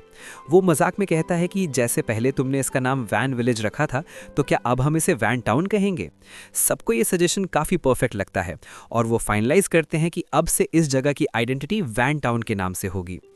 इसी दौरान आर्विन वैन से एक रिक्वेस्ट करती है। वो कहती है कि क्या तुम मुझे लेडी आर्विन के बजाय सिर्फ आर्विन बुला सकते हो? उनका मानना है कि सिर्फ नाम से बुलाना ज़्यादा कंफर्टेबल और फ्रेंडली होगा। वैन थोड़ा हेजिटेट करने के बाद उन्हें सिर्फ आर्विन कहकर बुलाता है, जिसे सुनकर वो काफ़ी ज़्यादा प्रसन्न और सेटिस्फाइड दिखती हैं। अगले सीन में टिल सबके लिए सरप्राइज के तौर पर फ्रेश केक्स लेकर आती है। वैन काफ़ी हैरान होता है और उससे पूछता है कि इस रिमोट एरिया में तुमने केक प्रिपेयर करने के लिए ज़रूरी इंग्रेडिएंट्स कैसे अरेंज किए? तब टिल एक्सप्लेन करती है कि बेल और रेंगो ने जो अपनी नई मर्चेंट कंपनी और शॉप एस्टैब्लिश की है, उसकी वजह से अब विलेज में सारे ज़रूरी और प्रीमियम इंग्रेडिएंट्स का प्रोक्योरमेंट यानी सप्लाई काफ़ी ईजी हो गया है। अब उन्हें हर ज़रूरी चीज़ आसानी से मिल जाती है, जिस वजह से वो ऐसी बेहतर डिशेस प्रिपेयर कर पा रही हैं। सब लोग बड़े मजे से केक एंजॉय करने लगते हैं और सभी को उसका टेस्ट काफी पसंद आता है। पर वान नोटिस करता है कि टिल खुद केक नहीं खा रही है। जब वो इसका रीजन पूछता है, तो टिल बताती है कि केक बनाना सीखने के प्रोसेस में वो डेली इतनी बार टेस्टिंग कर रही थी कि अब उसका वेट बढ़ने लगा है, इसलिए वो अब थोड़ा कंट्रोल कर रही है। अगले सीन में हम देखते हैं कि वान टाउन के एंट्रेंस पर कुछ अनजान लोग आते हैं। उनकी फिजिकल कंडीशन देखकर लग रहा था कि वो काफी थके हुए और परेशान हैं। जब वान उनसे बात करने जाता है, तो वो लोग पूछते हैं कि क्या यही यातो विलेज है। वान उन्हें क्लैरिफाई करता है कि उसके यहाँ आने से पहले जो लोग इस एरिया में रहते थे, उन्हें यातो कहा जाता था। इसी वजह से बाहर के लोग अक्सर इस जगह को यातो विलेज के नाम से जानते हैं। वो लोग बताते हैं कि वो पास के ही एक विलेज से आए हैं। उनका कहना था कि उनके विलेज में अब यंग जनरेशन यानी नौजवान बहुत कम बचे हैं, लेकिन फिर भी वहाँ के टैक्स रेट्स लगातार बढ़ते जा रहे हैं। इसी डेस्पिरेशन में वो हेल्प मांगने के लिए वान टाउन आए हैं। वान हैरानी से पूछता है कि आखिर सभी यंग लोग गए कहाँ। तब वो आदमी एक्सप्लेन करता है कि काउंट फर्डिनेंड वॉर यानी युद्ध की प्रिपरेशंस कर रहा है, इसलिए उसने फोर्सिबली सभी यंग लोगों को आर्मी में रिक्रूट कर लिया है। ये सुनते ही वान समझ जाता है कि ये लोग काउंट फर्डिनेंड की टेरिटरी से बिलोंग करते हैं। वान उनसे ऑफर देता है कि वो सब यहाँ रह सकते हैं। वो लोग थोड़ा संकोच करते हैं और कहते हैं कि उनके पास पे करने के लिए पैसे नहीं हैं। इस पर वान काफ़ी काइंडनेस दिखाता है और कहता है कि वो उनसे काफ़ी समय तक कोई टैक्स नहीं लेगा। साथ ही वो उन्हें फूड प्रोवाइड करने और उनके रहने के लिए नए घर बनाने का भी कमिटमेंट देता है। वान उनसे पूछता है कि उनके ग्रुप में टोटल कितने मेंबर्स हैं। वो आदमी बताता है कि फिलहाल तो सिर्फ 10 लोग ही यहाँ पहुंचे हैं, लेकिन उनके विलेज में लगभग 300 लोग और हैं जो इस मुश्किल का सामना कर रहे हैं। वैन उनसे कमिट करता है कि वो हर एक फैमिली के लिए इंडिविजुअल घर कंस्ट्रक्ट कर देगा और उन्हें सेफ तरीके से एस्कॉर्ट करने के लिए एडवेंचरर्स की एक टीम भी भेजेगा। ये सुनकर उन लोगों की खुशी का ठिकाना नहीं रहता। वैन उन्हें ऑफर देता है कि वो उन्हें कैरेजेस भी प्रोवाइड कर सकता है ताकि उनका ट्रांसपोर्ट आसान हो जाए, लेकिन वो आदमी रिस्पेक्टफुली मना कर देता है। वो बताता है कि उनके पास खुद की कार्ट्स हैं और लगभग 10 गाय यानी काउज भी हैं, तो वो उनका यूज़ करेंगे। ये सुनते ही वैन का दिमाग एक बिजनेस पर्सपेक्टिव से चलने लगता है। वो काफ़ी एक्साइटेड हो जाता है और मन ही मन सोचता है कि अगर विलेज में काउज होंगी तो कल से उन्हें फ्रेश मिल्क, बटर और चीज़ मिलना शुरू हो जाएगा। वो इसे एक नई डेयरी इंडस्ट्री में ट्रांसफॉर्म करने का प्लान बनाने लगता है। अगले सीन में हम देखते हैं कि आर्विन और गार्ड्स का ग्रुप उन सभी लोगों को वैन टाउन की तरफ लेकर आ रहा होता है। इस सफ़र के दौरान गार्ड ग्रुप की औरतें आपस में काफ़ी बातें कर रही होती हैं। तभी आर्विन उन्हें टोकते हुए कहती हैं कि गॉसिप बंद करो और अपने काम पर ध्यान दो। वो उन्हें पुरानी बात याद दिलाती हैं कि पिछली बार उनकी इसी केयरलेसनेस की वजह से फॉरेस्ट ड्रैगन ने उन पर अटैक किया था, इसलिए अब उन्हें ज़्यादा विजिलेंट रहने की ज़रूरत है। तभी आर्विन नोटिस करती हैं कि उन लोगों के ग्रुप में एक विमेन काफ़ी अपसेट और डिसअपॉइंटेड दिख रही है। आर्विन उसके पास जाती हैं और उसे कंसोल करते हुए कहती हैं कि परेशान मत हो, हम बस विलेज पहुंचने ही वाले हैं। इस पर वो वुमेन आर्विन से अपनी चिंता शेयर करती है। वो कहती है कि सच तो ये है कि वो इस मूव के लिए पूरी तरह कन्विंस नहीं थी। उसे लग रहा है कि उन्हें बस एक रिमोट विलेज से निकलकर दूसरे रिमोट विलेज में शिफ्ट किया जा रहा है, जहां शायद हालात वैसे ही होंगे। आर्विन मुस्कुराकर कहती है कि तुम्हारी बात सही है कि ये एक रिमोट एरिया है, लेकिन ये विलेज किसी हेवन से कम नहीं है। जैसे ही वो लोग वैन टाउन पहुंचते हैं, वहां का नज़ारा देखकर सब हैरान रह जाते हैं। वैन ने उन सब के वेलकम के लिए एक ग्रैंड बीबीक्यू पार्टी ऑर्गेनाइज की होती है। वैन सबका वार्मली वेलकम करता है और उनसे कहती है कि यहाँ बहुत सारा फूड प्रिपेयर्ड है, इसलिए तुम सब जितना चाहो उतना पेट भरकर खाओ और उसके बाद अपने नए घरों में जाकर रेस्ट करो। जब वो लोग वो टेस्टी बीबीक्यू खाते हैं तो उन्हें यकीन हो जाता है कि उनका यहाँ आने का डिसीजन बिल्कुल सही था और वो वैन की हॉस्पिटैलिटी देखकर काफ़ी इम्प्रेस हो जाते हैं। हम देखते हैं कि वो लड़की भी मज़े से बीबीक्यू एंजॉय कर रही होती है और उसके चेहरे पर एक रिलीफ और हैप्पीनेस साफ दिखाई देती है। वो रियलाइज़ करती है कि वैन टाउन कोई ऑर्डिनरी जगह नहीं है, बल्कि एक सेफ हेवन है। फिर अगले सीन में वो सभी लोग वैन के पास आते हैं और थोड़ा हेजिटेट करते हुए अपनी फाइनेंशियल कंडीशन के बारे में बात करते हैं। वो बताते हैं कि उनके पास अब बिल्कुल भी सेविंग्स नहीं बची है और उन्हें अपनी डेली लाइफ सर्वाइव करने के लिए तुरंत किसी काम या सोर्स ऑफ इनकम की रिक्वायरमेंट है। वैन उन्हें तुरंत रीअश्योर करता है और कहता है कि उन्हें इस बात की टेंशन लेने की बिल्कुल रिक्वायरमेंट नहीं है। वो उन सभी को उनकी स्किल्स और एबिलिटीज़ के अकॉर्डिंग जॉब्स प्रोवाइड करेगा ताकि वो रिस्पेक्ट के साथ अपनी नई लाइफ शुरू कर सकें। ये सुनकर वो लड़की थोड़ी सरप्राइज हो जाती है और वैन से पूछती है कि क्या हमारे जैसे अनजान लोगों के लिए इतना सब कुछ करना आपके लिए सही रहेगा। उसे लगता है कि शायद वो वैन पर एक बोझ बन रहे हैं। तभी वहाँ टेल और बाकी लोग सबके लिए फ्रेश केक्स लेकर आते हैं। उन डिलिशियस केक्स को देखकर सभी लोग काफ़ी एक्साइट हो जाते हैं। वैन उस लड़की को एक्सप्लेन करता है कि ये केक्स उन्हीं के विलेज से आई हुई काउस के मिल्क से बनी फ्रेश क्रीम का यूज़ करके प्रिपेयर किए गए हैं। वो उन्हें समझाता है कि उनके यहाँ शिफ्ट होने से सिर्फ उनका भला नहीं हुआ है, बल्कि वैन टाउन को भी डेयरी प्रोडक्ट्स और फ्रेश मिल्क की सप्लाई मिलने लगी है। ये एक म्यूचुअल बेनिफिट है जहाँ दोनों का फायदा हो रहा है। ये लॉजिकल बात सुनकर वो लड़की फाइनली रिलैक्स हो जाती है और उसका डर खत्म हो जाता है। पैनामेरा भी वहाँ मौजूद होती है और वो अनाउंस करती है कि बहुत जल्दी यहाँ एक नई मर्चेंट कंपनी एस्टैब्लिश होने वाली है, जिससे टाउन का इंफ्रास्ट्रक्चर और इकोनॉमी और भी ज़्यादा इंप्रूव होगी।